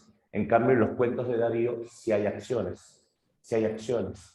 Por eso se dice prosa con rasgos líricos, nada más. ¿Listo? Ahora, si hablamos nosotros acerca de prosas profanas, en prosas profanas, acá, este libro de prosas profanas está escrito en verso, por si acaso. Ya se llama prosa, pero está escrito en verso. Acá solo son poemas. Acá no hay cuentos. Ahí hay una diferencia. No hay cuentos. Y estos poemas se caracterizan, esto siempre lo ponen, porque tienen metros y estrofas diversas. La métrica es lo más llamativo acá. Aquí están los poemas más conocidos de Rubén Darío. Es aquí donde vamos a tener la reafirmación o consolidación del modernismo. Acá se consolida la literatura modernista, se reafirma. Es el poemario, por eso se dice, más típico del modernismo. Aquí, en este libro, donde va a predominar el concepto de hedonismo. El hedonismo tiene que ver con una literatura de placer, un poeta completamente insensible e incluso algo de metáforas eróticas tiene el libro. Acá lo que vamos a tener es una imagen de París idealizada. Eso también lo pone bastante la prensa en sus preguntas. París aparece como el mundo ideal, aparece un rechazo a todo lo americano. En una parte del poemario, Rubén Darío, Adriana, tu micrófono dice, en una parte del poemario, Rubén Darío dice, yo no hablo de América porque me da asco donde me tocó nacer. Rubén Darío siente un profundo rechazo por la realidad americana, ¿correcto? Otro detalle es aquí, en este poemario, en donde vamos a tener también la presencia de hadas, igual que en el azul, reyes, princesas. Esto es una forma de escapar de la realidad a través de lo exótico. Y el tercer y último poemario se llama Cantos de Vida y Esperanza. Y este poemario aparece publicado en Madrid en 1905. Este poemario que aparece publicado en Madrid en 1905 es el último gran poemario de Rubén Darío. El último gran poemario de Rubén Darío. El Sáquenme de Latinoamérica de 1868. Mira, podríamos decir algo, claro. En 1888 pinto la realidad hispanoamericana y en 1896 ya rechazo rotundamente la realidad hispanoamericana. Y en 1905, cuando estoy en Europa, hablo de Hispanoamérica. Porque este es el poemario más hispanoamericano que tiene Rubén Darío. Acá cambia totalmente su temática. Acá Rubén Darío se vuelve mundo novista. ¿Qué es eso? Chocano, pues. Acá Darío va a querer escribir casi el estilo de Chocano. Mundo novista. Es decir, Darío va a hablar acerca de la historia y va a hablar acerca del paisaje americano. Esta es la novedad de este poemario. Como te digo, publicado en Madrid porque lo invitaron de la Real Academia como representante de la cultura americana junto a José Santos Chocano. Este poemario ya es prácticamente, se podría decir, el fin del modernismo, pero no fin en el sentido de muerte, sino podríamos decir el último gran poemario modernista. Porque malo no es, pero ya es el punto final, de ahí todo viene en debate. Y obviamente en 1905 es Darío y en 1906 Chocano, porque en 1906 aparece Alma América. Acá te va a hablar acerca del imperialismo, acá te va a hablar acerca del mestizaje, acá te va a decir, por ejemplo, de una América hispana, de una América esclava que aún reza a su Cristo colgado en la pared y ahora habla español, ¿no? La idea del mestizaje, del cristianismo, esto es lo que plantea en este último poemario. Lo que siempre preguntan, al menos la pre y el examen de admisión, son estos dos primeros. Y luego ya vendrían otros modernistas. ¿Dónde radica la amplitud del modernismo? Punto número uno, el modernismo influencia en España. El premio Nobel Juan Ramón Jiménez es modernista. El modernismo influencia, por ejemplo, en Vallejo. El modernismo influencia en Neruda. El modernismo va a influenciar en el postmodernismo. O sea, el modernismo es el primer punto de partida. ¿Qué me preguntas? ¿Hay angustia metafísica en Cantos de Vida? Yo te diría que hay angustia metafísica desde prosas profanas, porque el deseo de escapar va de la mano con la angustia metafísica. Desde aquí ya tenemos angustia metafísica. Aquí hay una contemplación con pena de la situación del artista. Aquí yo soy el artista que se siente fatal y aquí vamos a hablar más de la realidad americana, pero es más en prosas profanas donde hay eso. En Azul idealizaba América, no, jamás, solo en el último poemario. Y no la idealiza, la describe tal y como es, no la idealiza. En ninguna parte Rubén Darío habla de Hispanoamérica. Ejemplo de plasticidad. Si yo te digo, por ejemplo, los caballos serán fuertes, los caballos serán ágiles, sus ancas relucientes, sus cuellos brillantes. Si te hablo de piernas, te hablo de cuellos, te hablo de relucientes, eso es plasticidad. Estoy dibujando un caballo. Se refiere a que las palabras dibujan algo. Angustia metafísica es la depresión, Leslie, es el spleen. La angustia metafísica es el tedio de la vida. La angustia metafísica es ese vacío existencial que sientes. ¿Listo? Ya está. Y con esto tenemos nuestra segunda pizarra. Listo, señores, estamos preparados para la tercera. La tercera es más fácil. Solo tenemos que hablar de 20 poemas de amor y una canción desesperada. Un ratito que están tomando el pantallazo. Ah, ya me cansé. Vamos. No, vamos. A ver. Wow, ya.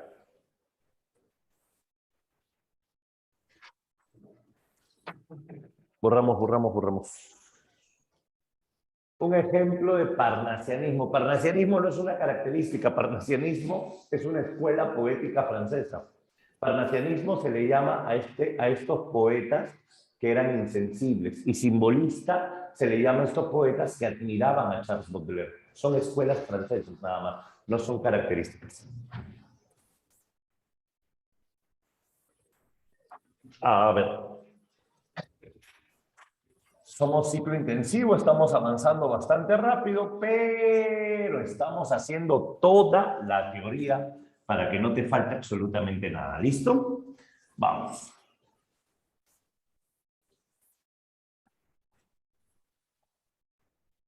A ver, por acá.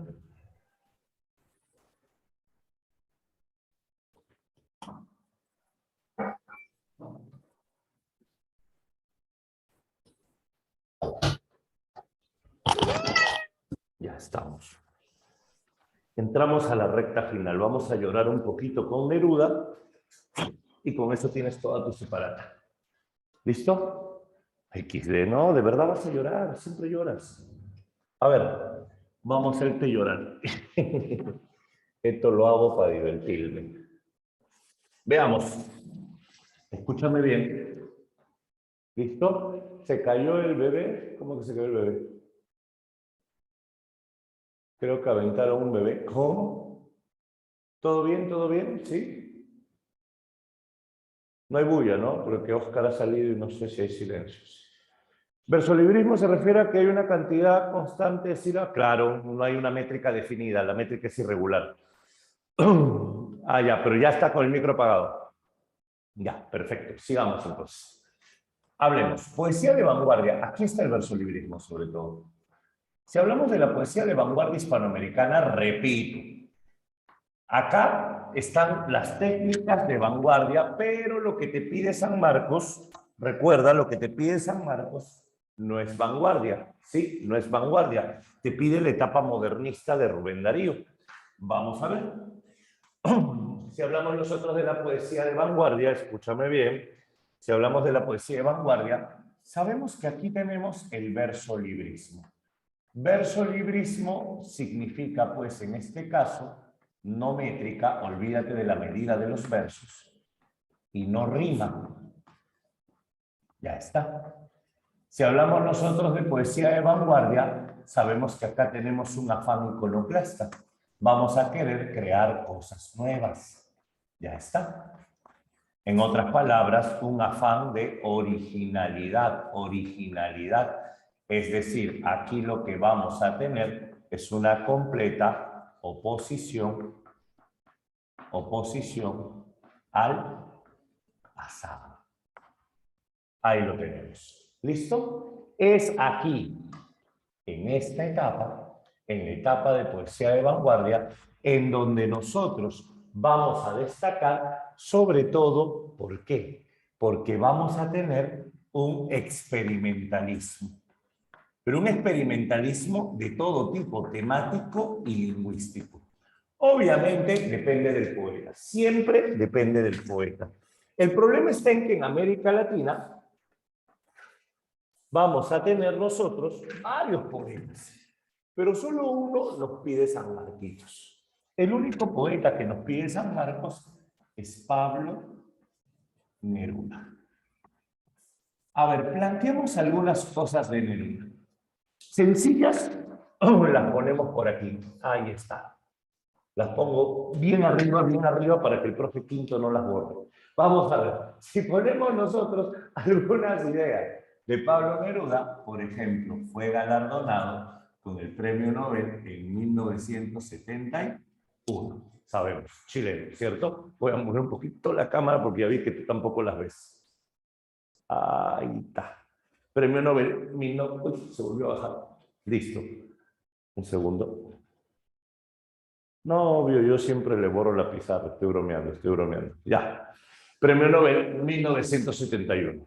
Segundo, aquí nosotros vamos a tener que su nombre fue Neftalí Ricardo Eleazar Reyes Basualto. Nació en Chile. Y este Pablo Neruda, escúchame bien, va a caracterizarse porque su poesía va a tener 4 etapas. Así le vas a poner. 4 etapas. Primera etapa de la poesía de Neruda. 1. La primera etapa de la poesía de Neruda es cuando Neruda siente filiación con el modernismo. ¿Qué sabemos de eso? Escúchame bien. Si hablamos nosotros acerca del modernismo de Rubén Darío, yo tengo que trasladarme a los 16 años de Neruda. ¿Por qué? Porque en sus 16 años Pablo Neruda vivía en Temuco. Y cuando Pablo Neruda vivía en Temuco, aquí en Temuco conoce una muchachita llamada Marisol. Marisol es la provincia encantada. Marisol lo motiva, Marisol lo convence, Marisol lo convierte en poeta.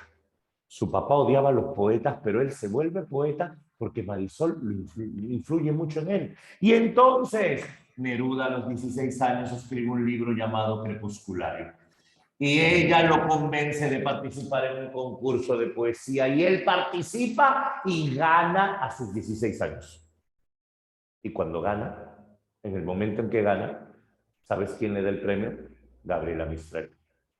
Y Gabriela Mistral le da una beca para estudiar en Santiago de Chile. Poesía. Llegó tu momento. Pero mi papá odia a los poetas. No te preocupes, a tu papá le vamos a decir que es cinematografía. Así el himno era Gabriela Mistral. A tu papá le vamos a decir que es cinematografía. Y entonces ahora viene el problema. Ya consiguieron el permiso del papá. ¿Cuál es el problema? El problema es que para volverte poeta tienes que abandonar a la mujer que te hizo poeta. ¿La chica o la beca? Esa es la gran pregunta. ¿La chica o la beca? Y Neruda escogió la beca. Claro. Y Neruda, a sus 20 años, ya estaba en Santiago de Chile. Neruda viajó antes, obviamente, a los 20 aparece el segundo libro.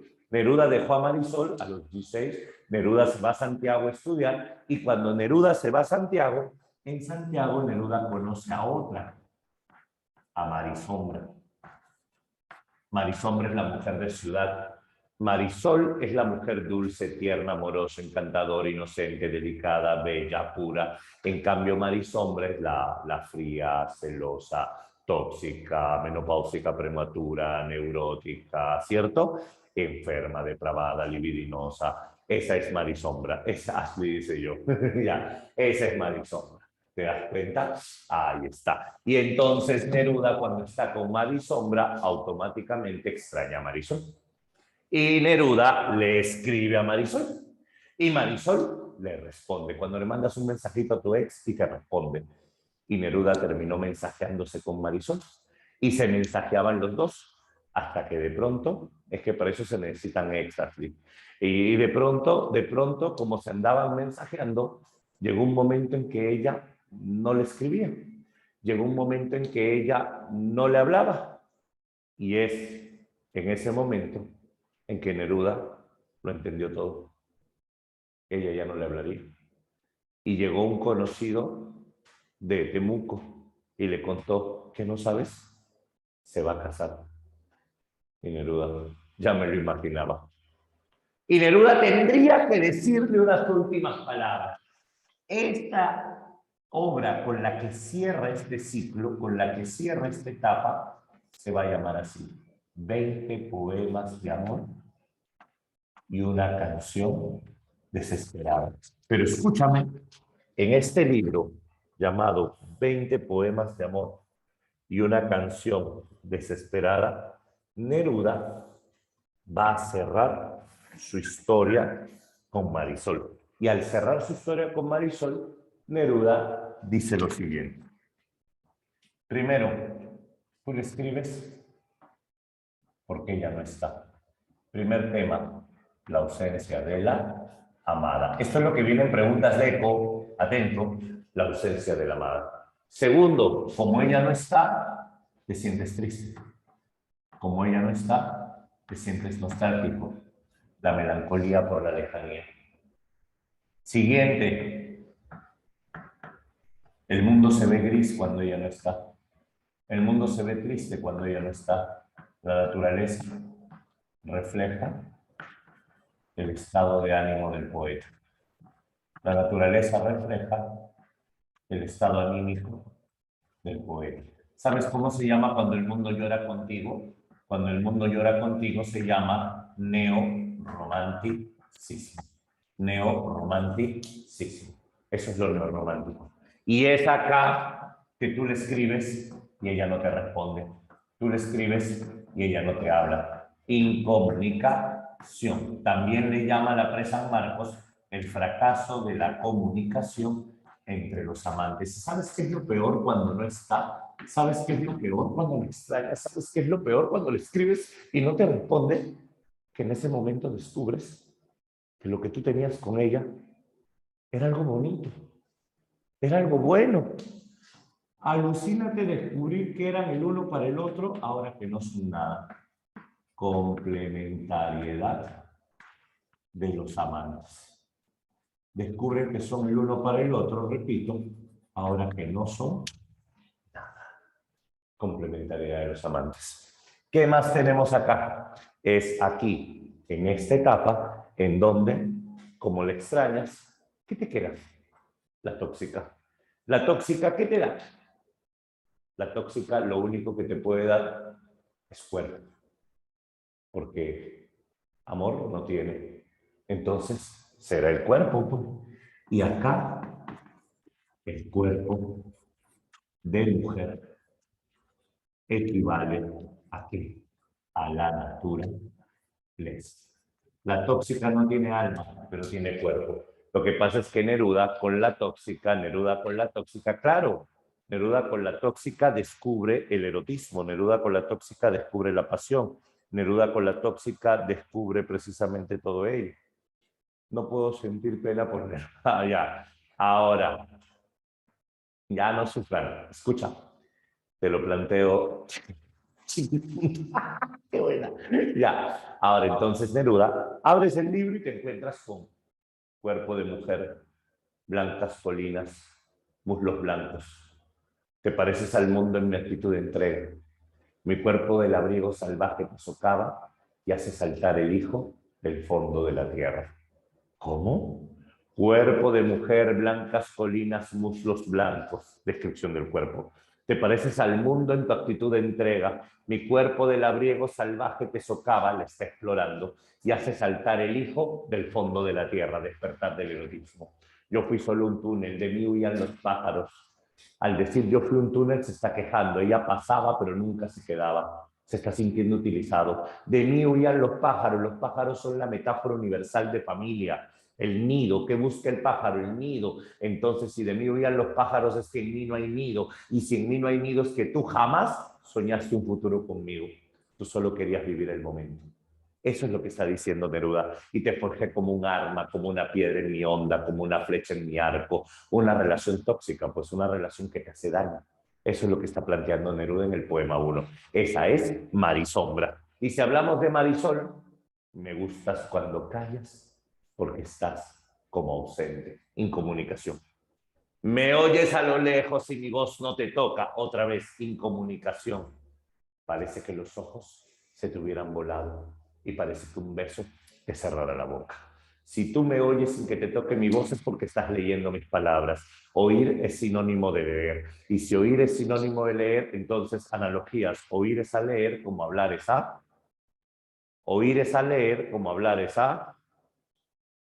No manches, vamos, no lo dejes mal a papá Pitufo. Escribir, perfecto. Oír es a leer, como hablar es a escribir. Ahora, entonces, ¿qué significa esto? Y si hablar es escribir, callar, ¿qué cosa es? Claro, se refiere a las cartas. Callar, ¿qué cosa es? Dime, callar, ¿qué cosa es? Callar es no escribir, no escribir. Oh, qué maleado, qué maleado. Vas a mandar eso, te creo, ya. Ahora, entonces, me gusta cuando callas porque estás como ausente. Me encanta cuando no me escribes porque parece que no existes. Me oyes a lo lejos si mi voz no te toca, tú sí estás leyendo mis palabras, pero parece que los ojos se te hubieran volado. Te estás fijando en otra parte y parece que un beso te cerrará la boca. Si un beso te cierra la boca, no puedes hablar, y si no puedes hablar, no puedes escribir. Traducción: si no me escribes es porque el amor de otro, el amor a otro, impide que me escribas. Como todas las cosas están llenas de mi alma, emerges de las cosas llenas del alma mía. Complementariedad. Mariposa de sueño, te pareces a mi alma y te pareces a la palabra melancolía.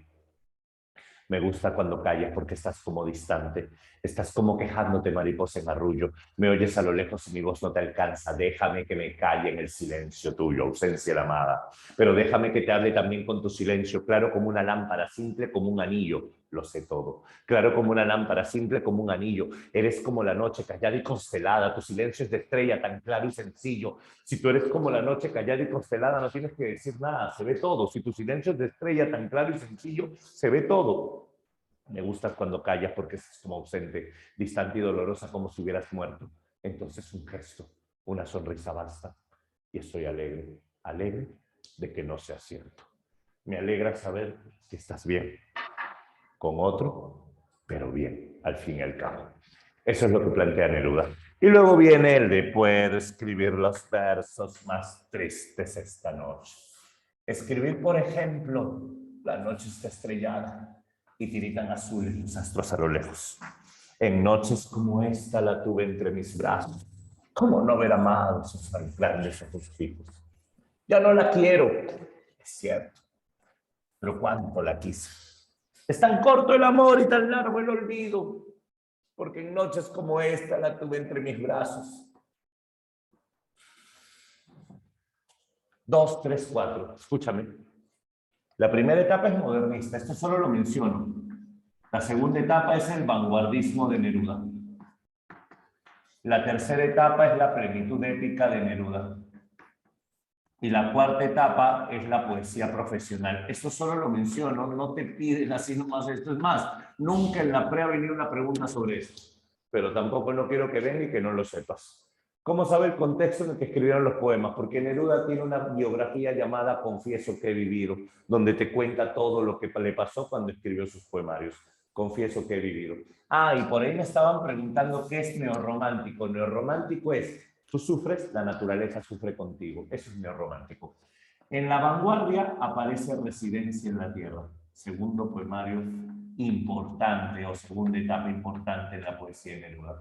En Plenitud épica aparece Canto General, toda la poetización de América en verso, y en Plenitud, perdón, no, acá, le puse épica cuando no era épica.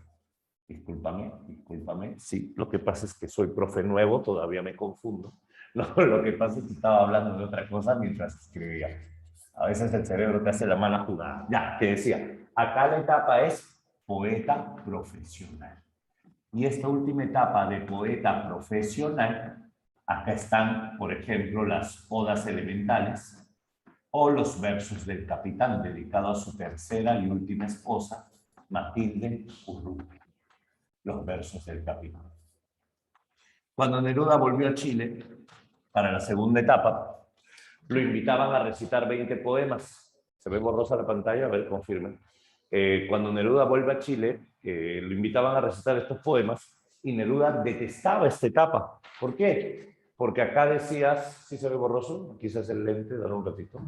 Porque acá Neruda decía: puede escribir los versos más tristes. Y él dice: esto no es tristeza. Tristeza es esto, porque acá Neruda pierde una esposa, se divorcia, Pierde una hija, muere su única hija. Y pierde un padre, muere su papá. No jorobes, estos no son los versos más tristes. Estos son los más tristes. Y Neruda, en medio de su dolor, imagínate, lo invitaban a recitar poemas y él estaba ahí, puede escribir los versos más tristes. Por eso lo leía sin ganas. Y un día dice, ¿puedo recitarles un poema nuevo? Por favor, maestro. Y Neruda comienza.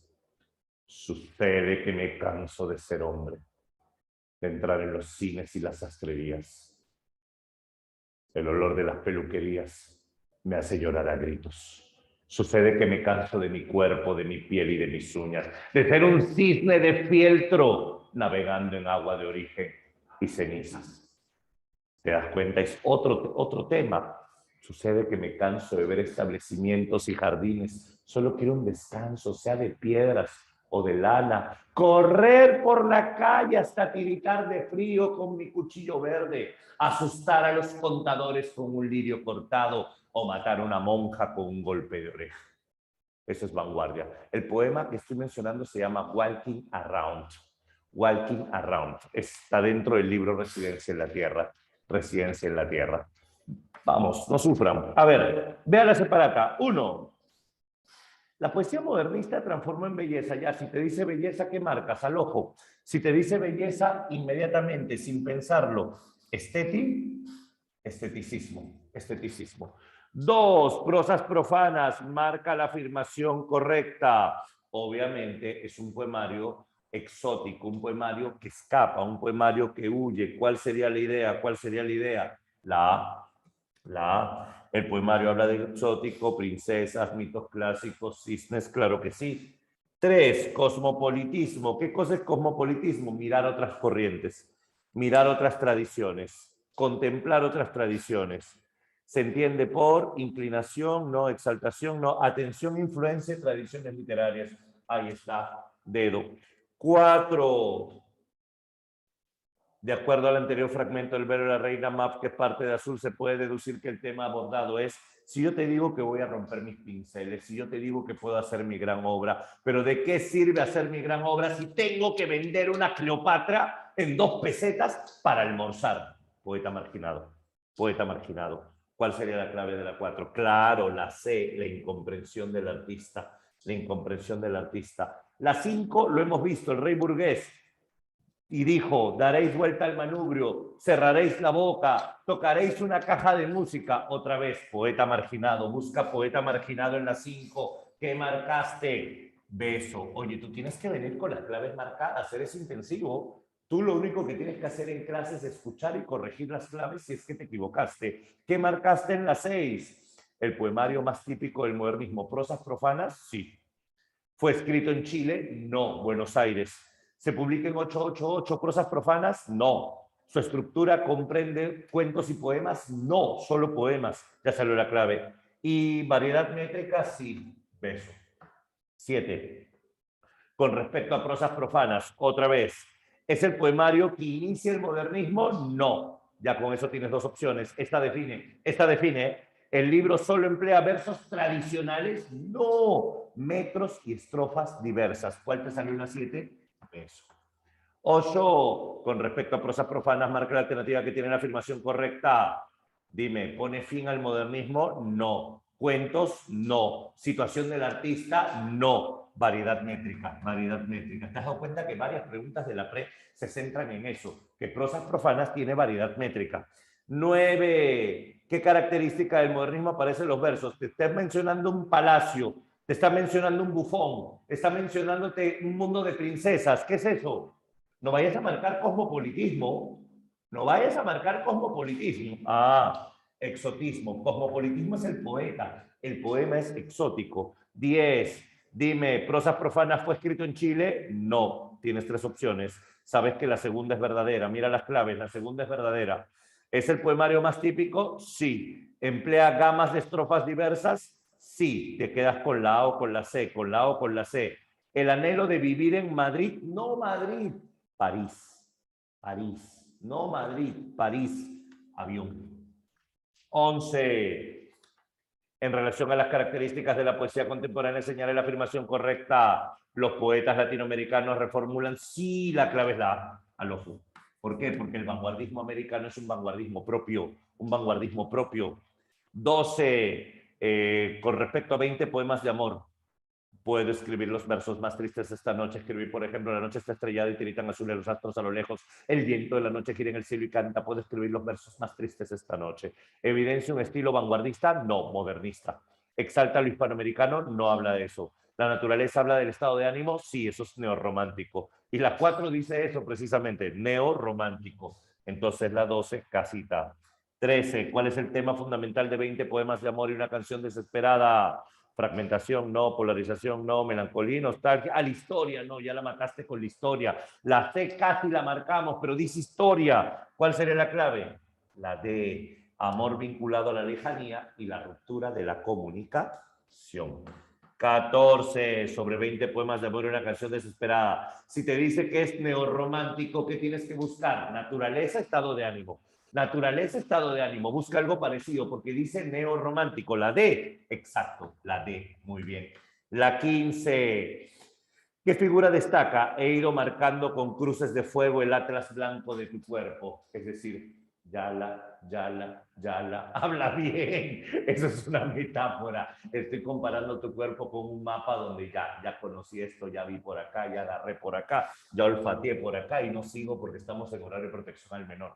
Beso, beso, beso. Ese Neruda es un loquillo. 16. Ella me quiso y a veces yo también la quería. Chale, no lo valoraron. Puedo escribir los versos más tristes, pensar que no la tengo, sentir que la he perdido. Nostalgia, melancolía, lejanía. Ah, beso, beso. Pregunta 17, dale vuelta a ver. Con respecto a 20 poemas de amor y una canción desesperada, marque lo correcto. Ya pues, no es vanguardia, no evade, no puede ser la B dice evade, lee bien, dice evade, la naturaleza no evade, se vincula más bien. A la D, pues, es eso, la D, neorromántico. 18, cuerpo de mujer, blancas colinas, muslos blancos, el cuerpo y la naturaleza, ¿cuál sería la clave? La D, dice Sandrita, excelente, Sandra. 19, me gustas cuando callas, porque estás como ausente, estás como quejándote, me oyes desde lejos, distancia, lejos, distancia. ¿Cuál sería la clave? Paisaje, no. Melancolía, no. Casa, casa, amor, lejanía. Y en la 20, dime, ¿en 20 poemas se emplea verso libre dejando de lado la métrica fija? En algunos poemas sí. ¿Sus versos manifiestan influencia surrealismo? No. ¿Se aprecia la ausencia de elementos neorrománticos? No, ya salió la clave. ¿Cuál sería la clave de la 20? La C, no, la C no. La clave sería la letra B. Y con eso, mis pequeños, iniciamos Hispanoamericana y la próxima semana la terminamos. Así de bravos somos. Listo, señores, como siempre, perdón por tan poco, este humilde Padawan se despide esperando a que acabes tu quizzes. Listo, un abrazote. Señores, 72%. Vamos a ver. ¿Qué les vino? 1. ¿Cuál es la característica del modernismo hispanoamericano que consiste en la conjunción asimilación-sincretismo? Si te dice asimilación, es sincretismo. No puedes marcar hispanoamericanismo cuando dice Europa y Norteamérica. Obviamente, no puedes marcar hispanoamericanismo. Podías confundirte con exotismo, pero ahí bien claro dice asimilación. Asimilación es apropiación. Apropiación, ¿cierto? La clave sería sincretismo. Muy bien, señores. Siguiente, marca la opción que completa el siguiente enunciado. La actitud cosmopolita de los escritores modernistas se evidencia en la apertura hacia la más... Ya, mirar otras culturas. ¿A quiénes mira? Al parnasianismo y el simbolismo. El apurado marcó la B, naturalismo y parnasianismo. Nadie ha hablado de naturalismo acá. La clave era la D, simbolismo y parnasianismo. Son las dos influencias. Lo pusimos en la flechita en el extremo izquierdo de la pizarra. Acuérdate, era cuestión básica. Siguiente. ¿Qué tema predomina en los siguientes versos de Neruda? Me oyes desde lejos y mi voz no te alcanza en comunicación. Déjame que me calle en el silencio tuyo. Incomunicación. ¿Qué dice? Relación paisaje con pasión amorosa. No hay paisaje. ¿Por qué marcaron ese? Eso es neorromántico. Éxtasis de la contemplación de la amada. No, al éxtasis es con el cuerpo y no la amada, el cuerpo de la mujer, porque esa sería marisombra. Entonces no podía ser la B. La comparación entre mujer y naturaleza también es marisombra, no es marisol. Entonces la clave es la letra D, el fracaso de la comunicación. Muy bien a los que marcaron esa. ¿Sería todo o falta una? A ver, en este poemario se convierte en un espacio que permite recuperar los vínculos entre el ser humano y la relación cuerpo-naturaleza. La relación, nadie habla de ciudad o urbe, ni mucho menos habla de divinidad. Obviamente, el cuerpo de la mujer es el equilibrio, donde se vinculan el hombre y la naturaleza. Por eso, cuerpo de mujer, blancas colinas, muslos blancos, te pareces al mundo en tu actitud de entrega. Mi cuerpo de labriego salvaje te socava. Date cuenta, vinculación cuerpo con naturaleza. Esa era la clave. Y con eso tienes todo tu quizzes. Listo, señores, gracias por todo. Cuídense mucho, un enorme abrazo. Nos vemos la próxima semana. Quiero conocer la naturaleza. Ok.